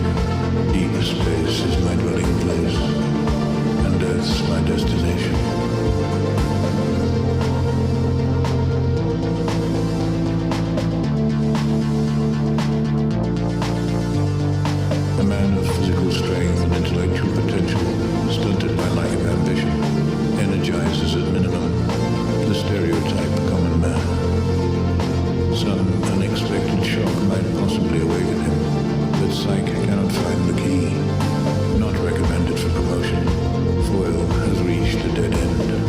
He had reached a dead end. He had been content to drift from moment to moment of existence for 30 years, like some heavily armored creature, sluggish and indifferent.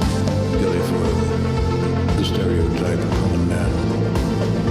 And now he was adrift in space for 170 days, and the key to his awakening was in the lock. Presently, it would turn and open the door to Holocaust.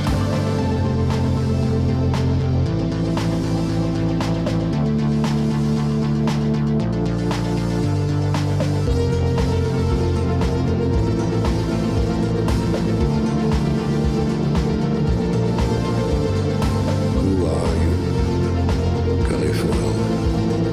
Where are you from? Terra. Where are you now?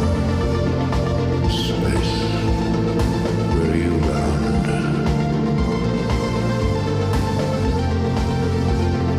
He awoke.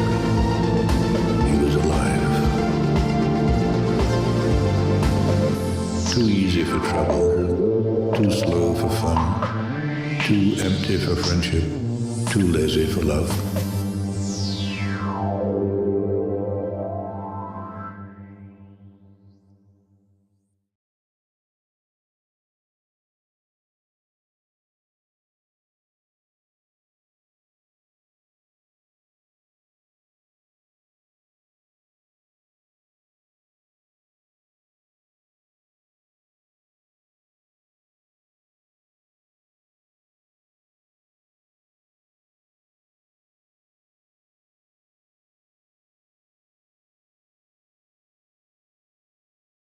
Oh, there. Okay. You probably couldn't hear me.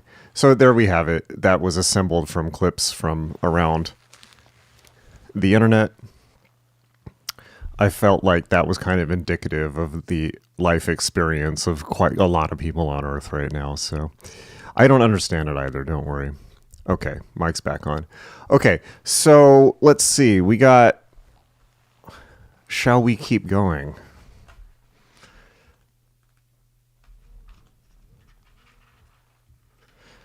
The next chapter, group karma in occult societies.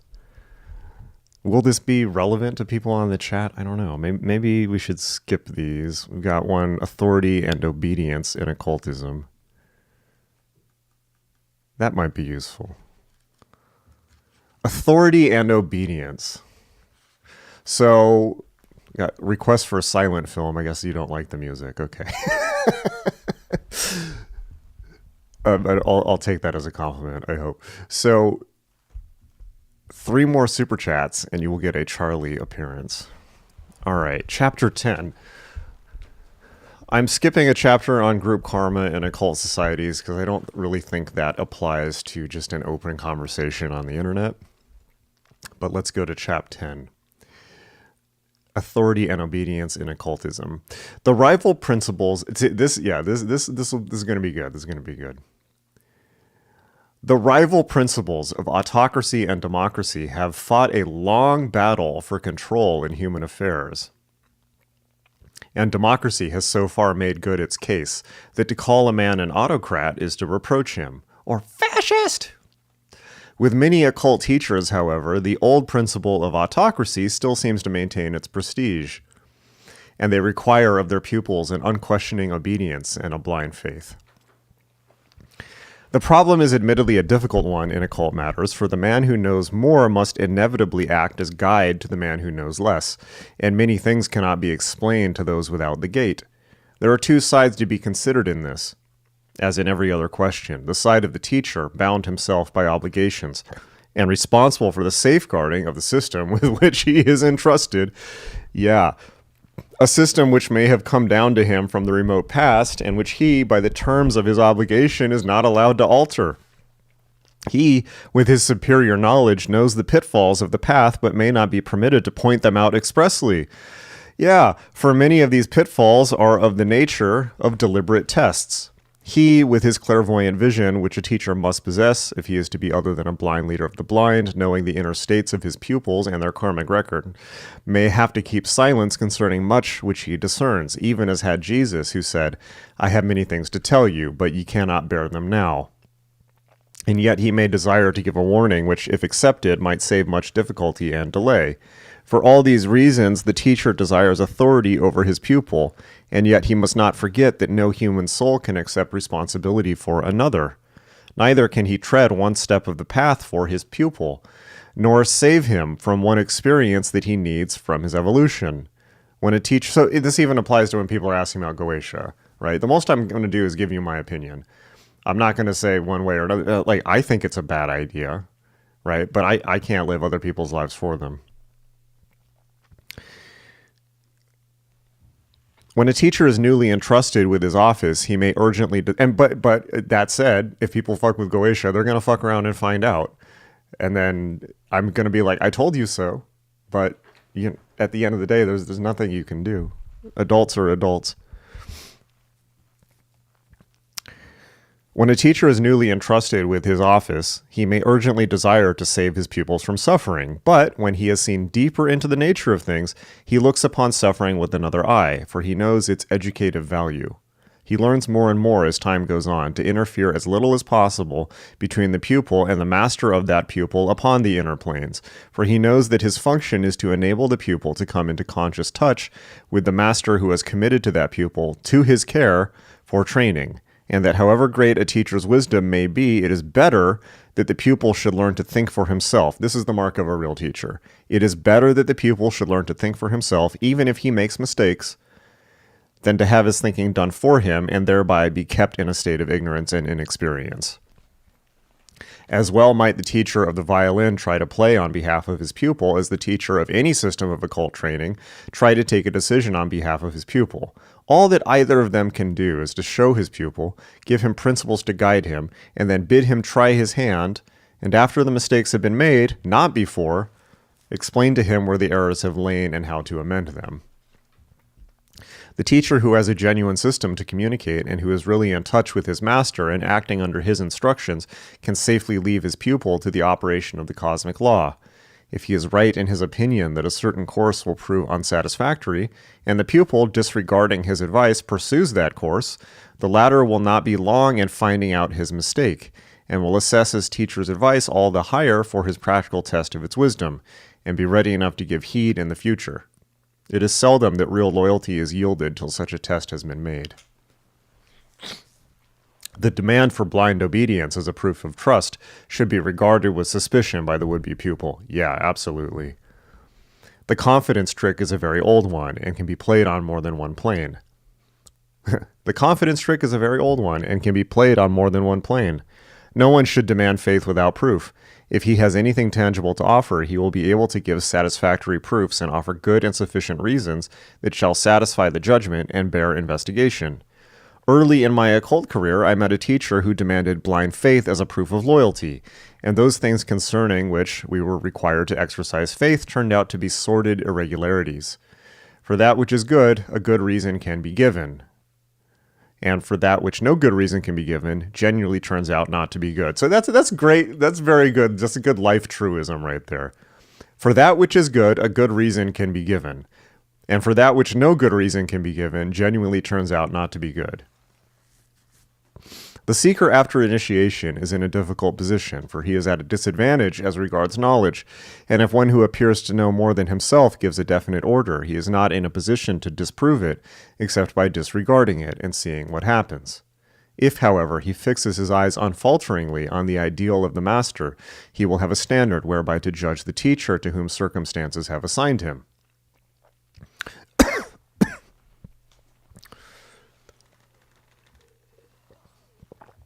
I may be reminded that some books on initiation declare that unquestioning obedience should be given to the teacher as being the mouthpiece of the master.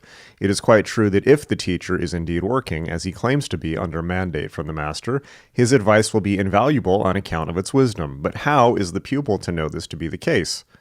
The assertion of the teacher is valueless in the matter. He can say anything, and the more of a charlatan he is, the more magniloquent will be his statements and assertions. Those who have really known the masters are awed into silence. Very true.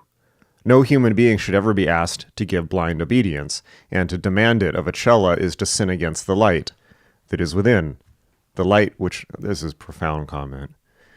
It's amazing how you read things later that have totally profound meanings that you did not guess at before. And can be communicated to other people. They can only be encouraged to continue in the path. No human being should ever be asked to give blind obedience, and to demand it of a cella is to sin against the light that is within, the light which lighteth every man that cometh into the world. No human being, liable to the changes that illness and old age inevitably bring about, has any right to demand a promise of obedience, and experience has abundantly shown that such a demand invariably leads to trouble. This is, by the way, why I make no demands of students at all. The only demand that I make of students is money. That's it. Richard Devine, $5. Thank you so much. You're too kind. We have 2 more super chats to go, and then Charlie appears. I don't make any demands on students at all, except for money. That's it. I provide a service at magic.me. It's a great service. It's an incredible way to learn magic. But all I ask is that you pay for my time, and then that's it. When you close the laptop, I'm gone. I don't hang around in your life. I don't want things from you. I don't make demands of you. I don't request free labor. Because believe me, people think that occult training should be free. Let me tell you something. Occult training is never free. It might be free of monetary cost, but usually that involves blind obedience to a teacher, joining of a society, all these controls over your life that you don't want, making yourself vulnerable. In the case of really bad groups, making people around you vulnerable. All of these were circumvented by magic.me. I created it so that it's danger-free occult training in the sense, and when I say danger, I don't mean the occult. I mean getting involved in groups where you don't know who the people are, right? Which is just an inherent danger of any type of human activity. But as you can imagine, this subject can sometimes attract odd people. So magic.me gets rid of the need for that. And no demands are made of students whatsoever, other than you buy your ticket, and then it's on you. It's on you to do the work. If you don't do the work, then you don't get the benefits. But I'm not going to be mad at you for not doing the work. No one's going to hound you about it. So, 4th super chat. Thank you, Matthew says, when I was a kid at Bible study, the teacher said to question what he says, and even the pastor. It always stuck with me as I explored new paths. Yeah, and I feel the same way, because I also don't represent myself as having any final say on anything. I don't know. I can share you my experience, and more importantly, I can share with you techniques so that you can have your experience, and then we can compare notes. But that's all that I claim. I don't claim to be some master teacher either. I'm just a guy who spent his life doing this stuff, so I figure I might as well make it of service to the public instead of it just being, only kept for myself, right? No human being, this is great. No human being liable to the changes that illness and old age inevitably bring about has any right to demand a promise of obedience. And experience has abundantly shown that such a demand invariably leads to trouble. The pupil can only judge his teacher by results. Does he bring forth the fruits of the Spirit? Is his life Christ-like? Then his influence can only be good.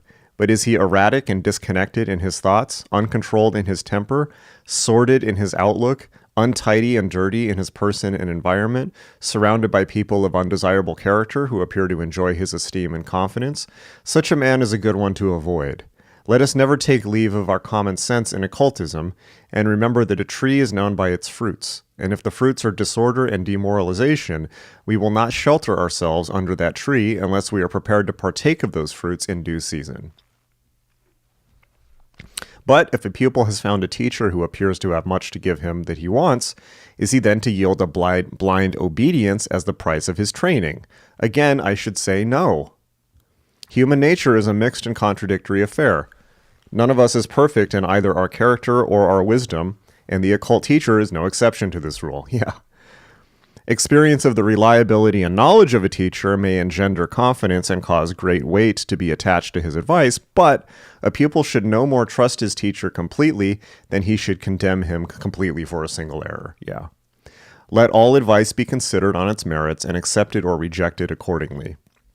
This is the lesser of two evils, for although it is an evil to have come to a decision on incomplete knowledge, it is a lesser evil than the abrogation of free judgment. Moreover, the pupil has access on the inner planes to his master, and even if he is not able to bring the memory of the reply through to brain consciousness, it will enter the subconscious mind and speedily work its way to the surface in the shape of an intuition.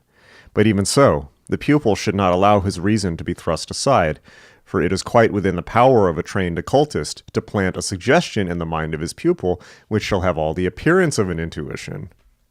In order to guard against this, it is a good plan to perform the meditation in which the Master is invoked in a church where the Blessed Sacrament is reserved. Interesting comment. The pupil, seeking earnestly after the truth as best he may, should remember that the demand for obedience is a very sinister sign. And if that demand be backed by an oath in any shape or form, especially an oath that has no term to it, such as a proviso for release from obedience if the pupil withdraws from the training school, a wise man will no more take that oath than he will give a blank check. And if, in addition, any attempt is made by threats or otherwise to make withdrawal from the school difficult, Scientology, he will be wise to smash his way out of the trap without further ado. And that I agree with completely. And to appeal to his master for protection. Yeah. The workings of mental domination are so insidious and deadly. And this is all written before the development of things like neurolinguistic programming. Hypnosis has always existed, but the techniques of unconscious control have been vastly perfected since Dion Fortune's day, particularly with the internet, to the point that they can be totally invisible. The workings of mental domination are so insidious and deadly that no action is too drastic to escape from them. But let it be remembered that in the name of the Master Jesus and in the sign of the cross is sure protection, and that great power can be drawn from the reception of the Holy Eucharist. It is not likely that, I'm not going to disagree with that either. It is not likely that a really black occultist will maintain himself for long in English-speaking countries at any rate. Concerning others, I cannot speak. For there are definite organizations for dealing with such conditions, and these, meeting him with his own weapons on the inner plane and an expose and press campaign on the outer plane, speedily run him out of the country into another jurisdiction. Oh, if it was only like that still. Now it's just like me being angry at you on the internet. Yeah, the standards have dropped in the first world. Vastly. Vastly. Once across the Channel or Atlantic, he is out of harm's way, for the lower kinds of magnetism will not carry across water. Yeah, if only Britain was that magically protected now. It's about the opposite. Just look at it on the ground. Enough said. Pitch black occultism, however, is really easier to deal. Pitch black occultism, however, is really easier to deal with than the Isabella-colored variety, in which the teacher, as well as the taught, is struggling in the darkness, and owing to lack of principle and scruple, has got himself onto wrong lines. Demands for money. Oh, here we go. Maybe this is about me. Demands for money are, it goes without saying, enough to condemn any occultist offhand and without further inquiry. For it is too well known to need reiterating that no price may be asked for occult teaching by anyone under the jurisdiction of the Great White Lodge. So with this, I will say yes, and there's a difference between providing a service and making demands of money for initiation, which I do not do. I don't offer initiation. I'm not running an initiatory school in a way. I'm providing information for which I wish to be compensated if you want it, but if you don't want it, no big deal, right? It's the same as what I do is videos, which is the same as doing occult books. There is an issue where somebody is running an occult school and then it's grades for pay. That is a huge issue because money cannot be involved in the quest of the soul for its home, and doesn't need to be either, right? Because those means will be made available to people. Financial considerations, when somebody is given teaching, it has to be pure. And more importantly, it's not just about the teaching that's given, right? It's about the initiation. So somebody can't be made to take a grade because they paid for it. Grades have to be earned. And you cannot pay for a grade, and you can't make it a pay-for-play scheme, because then it destroys the entire apparatus. Occult training must be done purely on the lines of the maturation and development of the individual themselves, right? But I'm not running that type of school. I'm giving information to the public. That's a different story. Okay. But there is another and subtler kind of claim that may be made upon the pupil, a claim for support in furthering political aims. This is interesting by today's standards for sure. A recently published book pilloried the occult fraternities for this offense, and in the case of some organizations, the attack was justified and salutary. Here again, a big question is opened up. It may be argued that the occultist with his deeper insight is the natural leader of reform and should bear his part in social movements. I reply, let him be active in humanitarian effort by all means, but let him flee any interference in politics as he would the devil, for the experience of centuries has shown that it leads to nothing but trouble. This also, I may disagree with this, but I will say this. The point on which I disagree with this is the point of actually the older Masonic societies, which is that the initiate must be engaged in defense of cognitive liberty from theocracy or authoritarianism. The initiate must be engaged in political at a certain level of initiation, should be engaged in preserving human cognitive freedom in the outer, because without that, you can't even have inner schools, period. And the lines on which that can be done are made clear in Liber Oz. However, the outer activities of any adept or any teacher or any student are not the same as initiation. Those are the activities of the personality shell in the world. And they're actually not related at all to one's internal development. So, meaning you can have two people of completely different politics who would murder each other out on the street, but in the confines of training or in the lodge, they're on the exact same page, right? So, and this is something that Masonry has made clear for centuries. Hopefully that's helpful. So that's a yes and a lot of these have been, and by the way, I remind you, Dion Fortune herself was involved in the magical battle of Britain to keep England free of Nazi control. And that's a battle worth fighting. Right? Same as today, right? One of the reasons why I've gotten fairly political is because in an Islamic world, none of us will be able to do this. In an Islamic world, all of us will be murdered and tortured, and not in that order, for being interested in. Saudi Arabia has an anti-magic task force. Saudi Arabia has a branch of the police dedicated to dealing with people like us. And those are the people who fund all the mosques being built in America. Like, go check out the huge one in Detroit or the ones in Texas. So that's my take on that. And if anyone disagrees with that, by all means, please comment in the comments. And if anyone has disagreements or that's not a satisfactory explanation, or they have a different take on it, by all means, say in the comments, because that's fruitful grounds for discussion. Okay.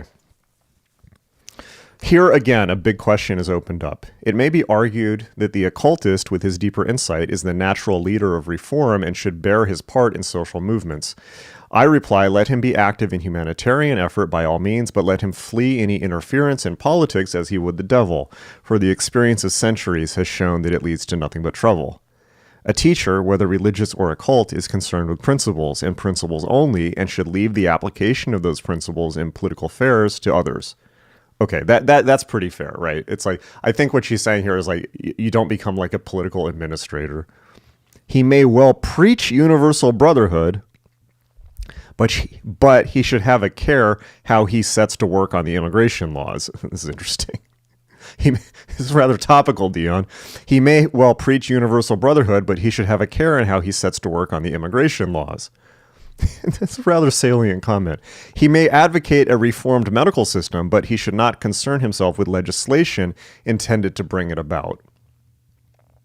The reason for this may be simply stated in the words of St. Paul. The weapons of our warfare are not carnal, but mighty, to the pulling down of strongholds, And when he receives these weapons, he must, like Peter, put up his sword.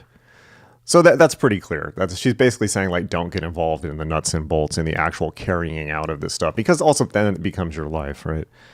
It's more about the upholding of the ideal.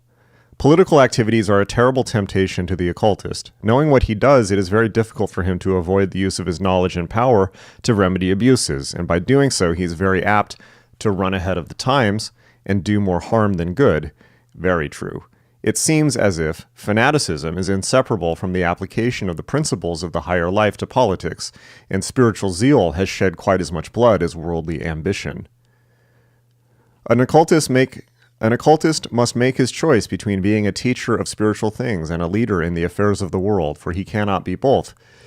He cannot be within and without the veil at the same time. If he attempts it, though no doubt he will, with his knowledge, exercise great influence on the affairs of the world, he will find that he has paid the price in the clouding of his spiritual vision, and the loss of his power to discern between the still small voice of the spirit and the promptings of ambition. So this is a warning to all of us. A man cannot split himself into pieces. All arguments concerning Dr. Jekyll and Mr. Hyde to the contrary. And indeed, if that parable be rightly understood, the very essence of it lies in the fact that Dr. Jekyll could not get away from Mr. Hyde, but was gradually mastered by him. So with the occultist, the ruling passion will gradually absorb the whole man, and he will either weary of his political efforts and realize their needlessness for one who has the powers of the spirit, or, having had his love of power whetted, he will drag his unhappy pupils at the chariot wheels of his ambition into whatever coils he may involve himself in. Those who are opening up the higher consciousness are in a very sensitive state while this process is going on, and they simply cannot stand a fracas and collapse with nervous breakdowns. Where active political work is going on in any esoteric society, it is perfectly certain that no active occult work is going on, for the two are incompatible. I will therefore dare to give a word of plain advice to the aspirant, even at the cost of likewise giving offense in certain quarters. Clear out of the order that touches politics. Steer clear of the teacher who takes up politics, for you may be quite sure that you will be used and not trained. Wow. Okay. So that's some strong words. I'm going to go check the brisket and see if we haven't got the temperature up. I will be back. 1 second.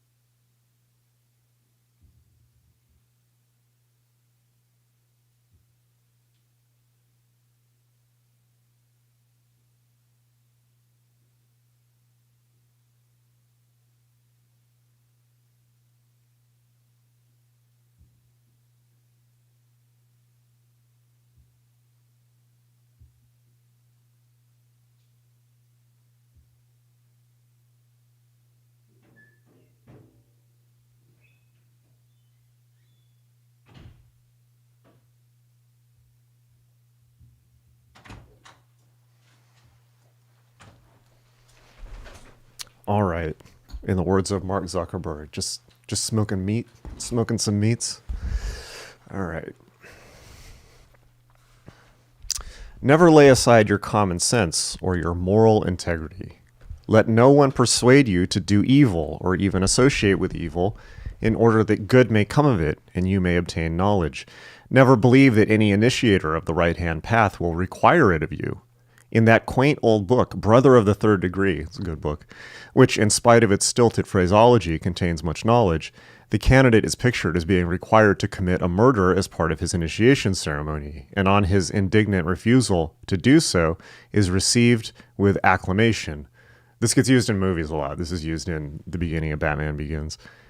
The test of the dark initiator is one that the student is sometimes called upon to face, but if he constantly reminds himself that men do not gather grapes from thorns or figs from thistles, if he constantly looks upon the Master Jesus as the ideal initiator, and judges all demands made upon him by the standard of the life that was lived among the men of Judea, he will not go far wrong, and he will find his way safely through all the turns of the labyrinth of the temple. It is obedience to divine principles that should be emphasized, not obedience to personalities or even systems. Yeah. When all is said and done, it is the higher self that really initiates us. And although teacher and master combine to bring that higher self into function, the process begins and ends with realization. Personal loyalty has no place on the path, and any true teacher will realize this, being selfless. He will say to his students, it does not matter who feeds the sheep so long as they are fed, and will remember that the master set a little child in the midst of the disciples when they disputed who should be the greatest. It may be that the younger souls among the followers of a teacher may not be equally wise, but the seeker who has hold on spiritual ideals knows that they may safely be ignored, and that the forces they have set in motion will return upon the circle in due course, and teach him those things which it is necessary they should know. It has been argued that the professor who undertook to teach a pupil chemistry would require obedience lest the pupil should blow himself up, but my experience of chemical studies has been otherwise. The professor may warn his pupil that if he makes an injudicious mixture of the chemicals that surround him, he may have a bill for test tubes, window panes, and even hospital expenses. But I have yet to meet the school of chemistry which bound its students by oath not to experiment. It's an interesting metaphor. The only institution which, so far as my reading goes, ever made the attempt was the Holy Inquisition, and the day for that sort of thing is over, if indeed it ever had its day, which I beg leave to doubt. Yeah, by the way, the Inquisition started with pogroms for Jews, and only later was it burning times for occultists.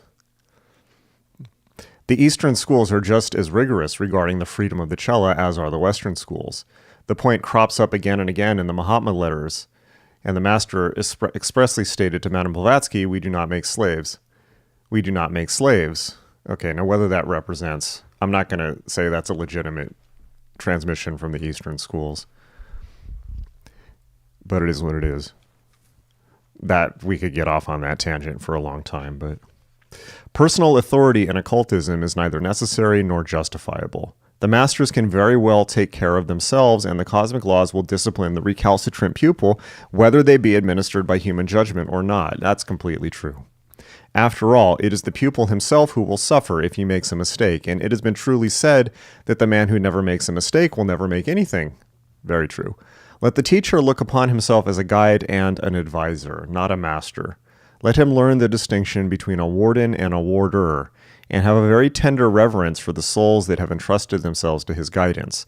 And remember that in the mysteries there is a special curse laid upon the man who breaks a superficies, meaning thereby one who, by the power of his will, profanes the sanctuary of another's consciousness.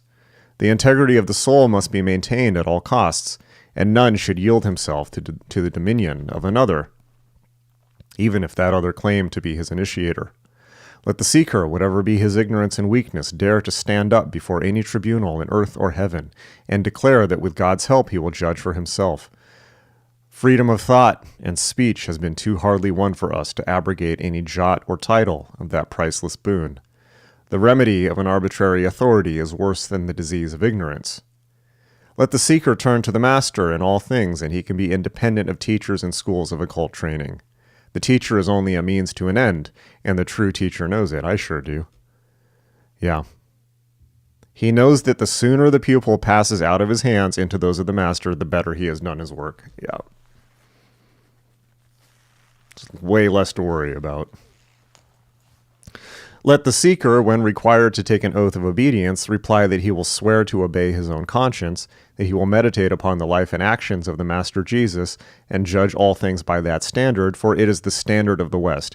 That, by the way, is objectively true, whether one is a Christian or an atheist.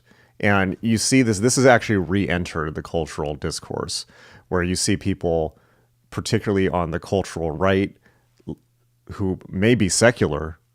Examples, the historian Neil Ferguson, the author Ayaan Hirsi Ali, the writer Paul Kingsnorth. Several people have there's a somewhat of a fashion in the intelligentsia at the moment to suggest, to advocate for a type of cultural Christianity. That is to say that while the West is post-Christian and is certainly no longer takes Christianity as literally true for the most part, outside of the fundamentalists who still do, that we are still culturally Christian and run on Christian values, and that there should be an attempt to embrace a kind of cultural Christianity, more or less in reaction to the spread of Islam and deconstruction as a soul ethic. And I think there's some wisdom to that. I would prefer culturally thelemic, right? Because the last thing we need is to go back to Christianity. But if you simply take Christ as a benchmark for conduct, then she's right. That is the Western ethic. Forget whether he was real or not, and chances are he wasn't.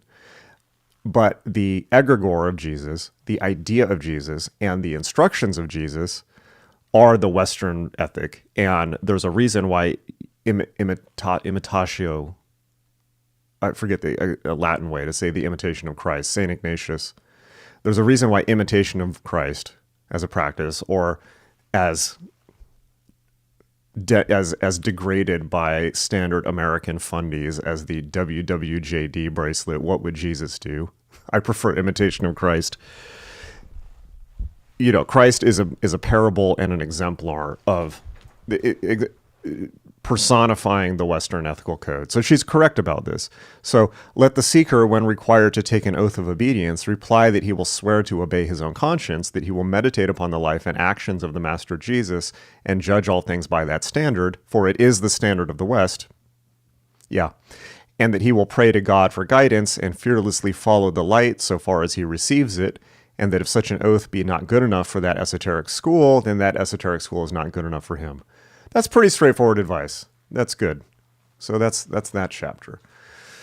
Let's check in on comments, see where we're at. Let's see, how long have we been going for? Probably quite a while. Let's see. We have been going for over 2 hours and 15 minutes or so. All right, let's take a look. One more super chat, and then Charlie appears.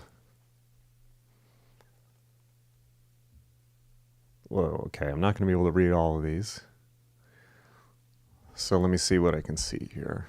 Seeing Myself by Susan Blackmore. Haven't read that, but it sounds good. I don't see how modern psychology or neuropsychiatry can explain any of the characters of magic. So what specifically is the question? I'm still on the potatoes.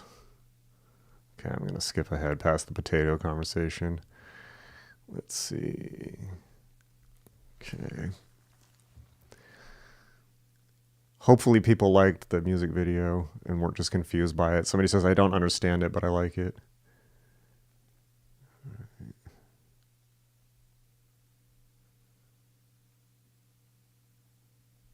You did a nice song there, and I can say that because I myself am a nice song. That's pretty funny. Kenneth Anger. That'd be cool to do Kenneth Anger stuff. Let's see. My karma for being an edgelord in my previous incarnation forced me back into another inescapable education. What can I say? The feather was unmoved. That's funny. Let's see. I'm getting Judas Priest vibes. Oh no. I look like Rob Halford.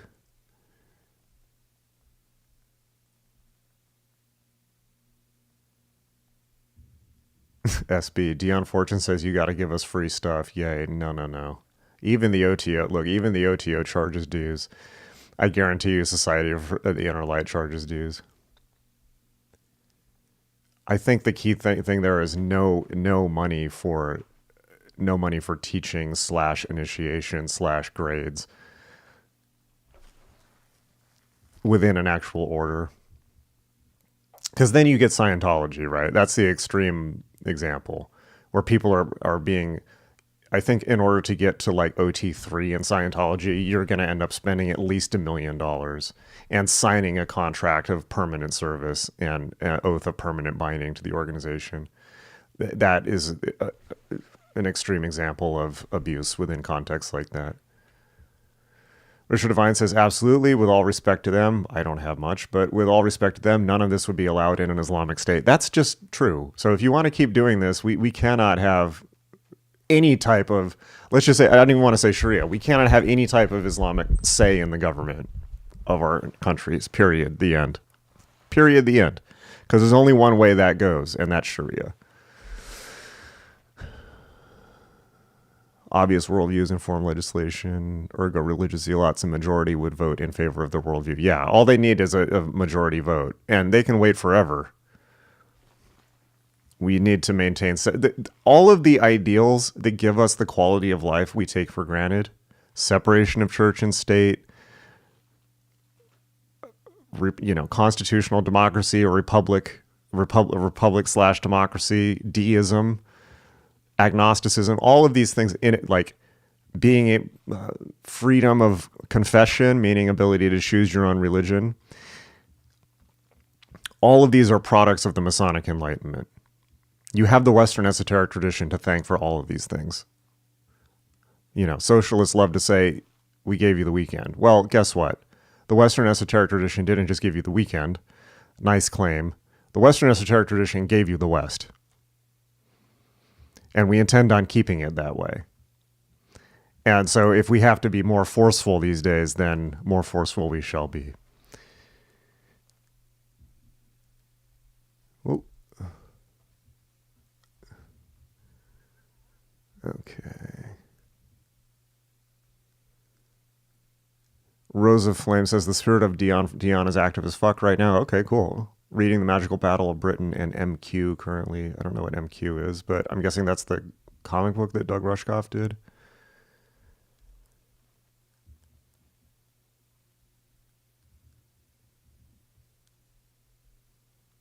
Lucas says, question, how much of the concepts in this book are original to Dion Fortune? It seems to me she had a different vision of modern science than Crowley's. Who else was she influenced by? Well, so Fortune, good question.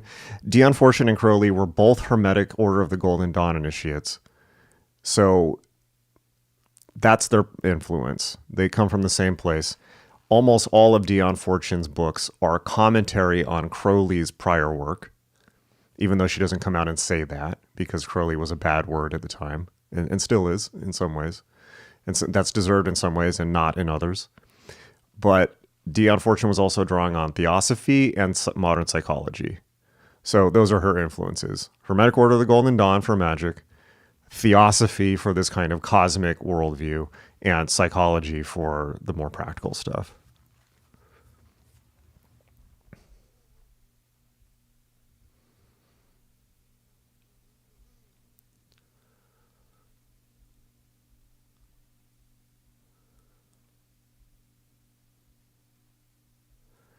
So, okay, I love that we're talking practicals. SB says, is there any way to remove tax exemption for religions in the USA? I think, again, not to get involved in politics, but I think that would be a very good step. I don't understand why religion should be tax exempt in the US. Religion, by and large, congregational religion is a racket. People should be able to see that clearly. Just look at Joel Osteen, right? Look at Scientology. Look at the Catholic Church. And I think that tax exemption for religions in the U.S. is a clear violation of the separation of church and state, and getting rid of that would be a very practical and straightforward way to curtail a lot of the power of mass religions. So I think that's probably the point to hammer. If anyone wants to do magic in that regard.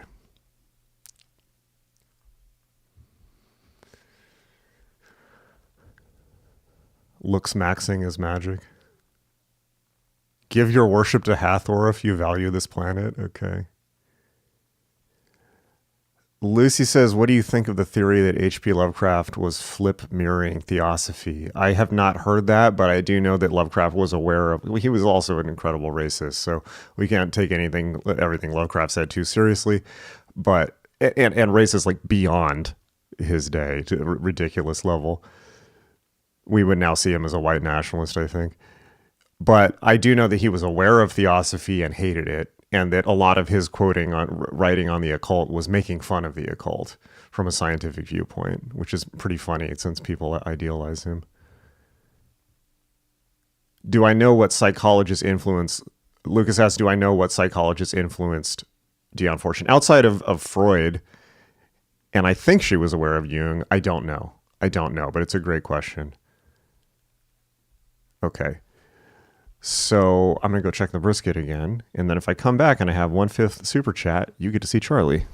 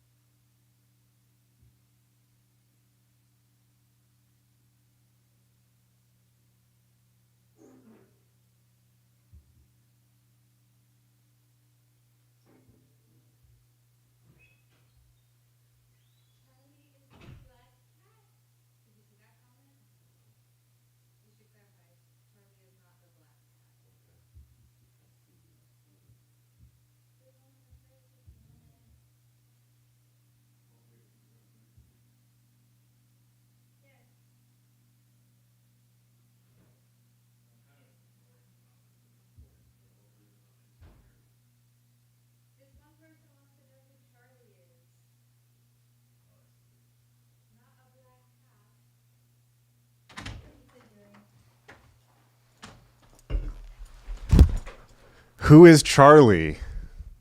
Charlie is not a black. Charlie is my Shiba Inu Doge, who's incredibly adorable. And we're only one super chat away from you seeing Charlie.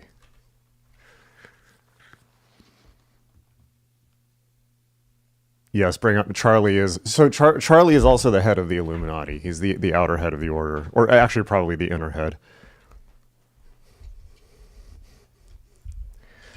Only one more super chat to go.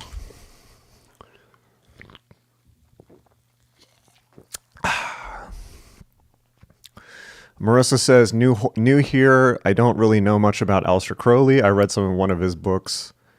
Some of one of his books. Why do people say he's fucked up? Oh boy, this is a whole topic. Crowley. Okay. Crowley's an incredibly complex individual. Studying Crowley is like studying about 30 people stuck in one person's body over the course of a very active 72 years of life. So over the course of he was involved in many critical periods of British culture. So starting with the he was critical to Edwardian England, World War I England, World War II, in between the Weimar period, when he was on the continent, and America, and then of course World War II. Crowley, a lot of why people. So Crowley started to get really bad publicity when he was alive and part of the Golden Dawn because he was bisexual, and that was still illegal. Oscar Wilde had been thrown in prison for it. So a lot of the other members of the Golden Dawn, including really stuffy, lame ones like W.B. Yeats, who we talked about earlier on the stream, decided that he had terrible morals and wanted him thrown out of the Golden Dawn on account of that.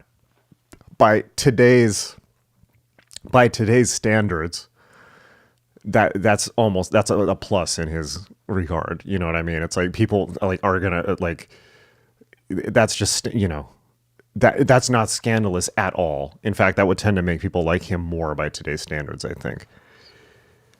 So there was that. And part of the reason he started to get a really bad reputation is that he was sued by Mathers, his previous mentor, in the Jones versus Looking Glass trial, where Crowley, and it was a ridiculous lawsuit where Mathers sued him for claiming he was the head of the Rosicrucians, and that couldn't be true because Mathers was the head of the Rosicrucians. As part of that trial, he was called to take the stand to defend himself, Crowley was, and he didn't do it, because he knew that they would out his bisexuality and that he would likely be jailed for it. But this action was widely perceived as cowardly, and he actually lost his student JFC Fuller over that. and then as time went on, he became an object of fixation by the yellow press, particularly when he was in Italy, in Cefalù. And the press made up a ton of stories about him that were not true. For instance, that somebody died after drinking cat blood at the Abbey of Thelema. That never happened. That, he sacrificed people. That never happened. And one thing that didn't help is a lot of times he would make references to sex magic as human sacrifice, which it is not. But that was a poor taste joke that he did in his writings to hide some of the details of sex magic. He referred to it as child sacrifice, which it has nothing to do with whatsoever. But if you understand what sex magic is, it's funny, right? And I'll leave it at that, because it has nothing to do with children whatsoever. That said, there's also Crowley was a hard drug addict, addicted to hard drugs, cocaine and heroin. But the reason was because he was prescribed them for his asthma. There's a lot of other things. For instance, he let somebody die on a hike on K2 as a young man, where he didn't raise a finger to rescue somebody who was trapped in an ice floe, although it's questionable whether he could have actually helped. But you can imagine somebody that scandalous, that extreme, is going to attract a lot of press. And then at a certain point, he started playing into his image in the press. Now, that said, I actually did a whole podcast on this with Alan Chapman, where Alan said something good, where it's like with Crowley, it's like he's not guilty of what they accuse him of, but he brings it on himself. Because the reality is, if you read his, and I write about this in the John Dee book, if you read his diaries, he was also pretty questionable. There was a lot of questionable stuff going on, and it's questionable whether he had disturbing fantasies or whether he actually took rather questionable actions. And there's more on that in my John Dee book. There we have it, the 5th super chat from Mexico. Thank you so much. 20 Mexican dollars. I greatly appreciate that. Now the secret master can be revealed. 1 second.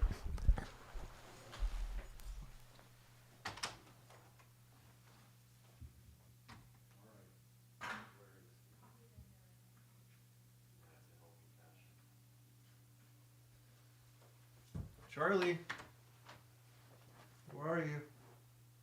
I don't see. Oh, the other one. Okay.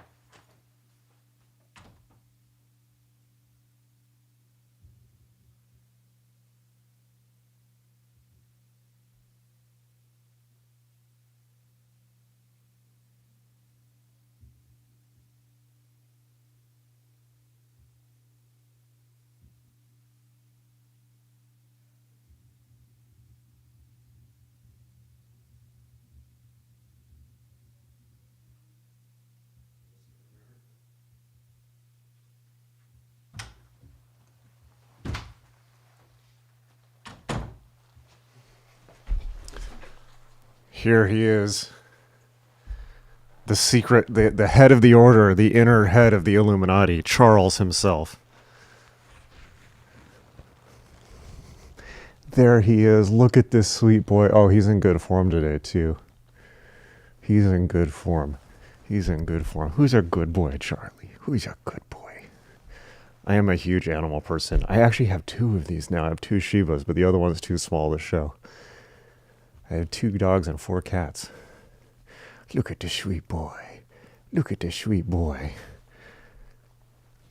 Yes. So thank you to, I recognize some students like Danny, some paid students on this. Thank you. This is where your hard-earned dollars that you spend for occult training go to, purchasing this adorable dog and getting him food and vet bills. SMQ, thank you so much for that $5.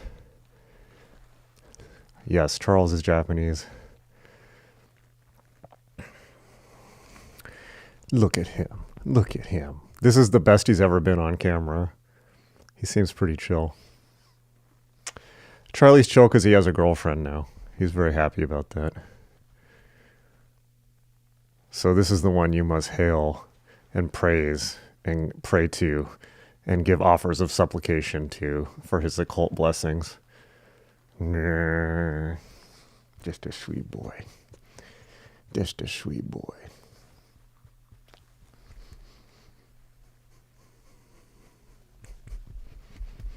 There he is. There he is. I can't believe he's staying on camera this long. This is like a new record. All hail Charlie. Okay. So that's pretty, let's see, we've been gone for probably almost 3 hours now. I could continue to read Dion, but it seems like that's probably pretty good for a Sunday service. Unless anybody has more questions before I fully dedicate myself to the smoking of the meat.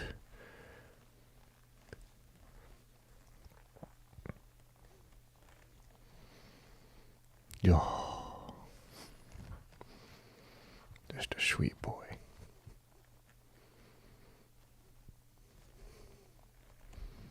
He is indeed a good boy. Look at him. I can't, this is literally the best behaved he's ever been. However, he has a nemesis now. Terrell. What do you think about Terrell, Charlie? Oh, Charlie, it's me, Terrell.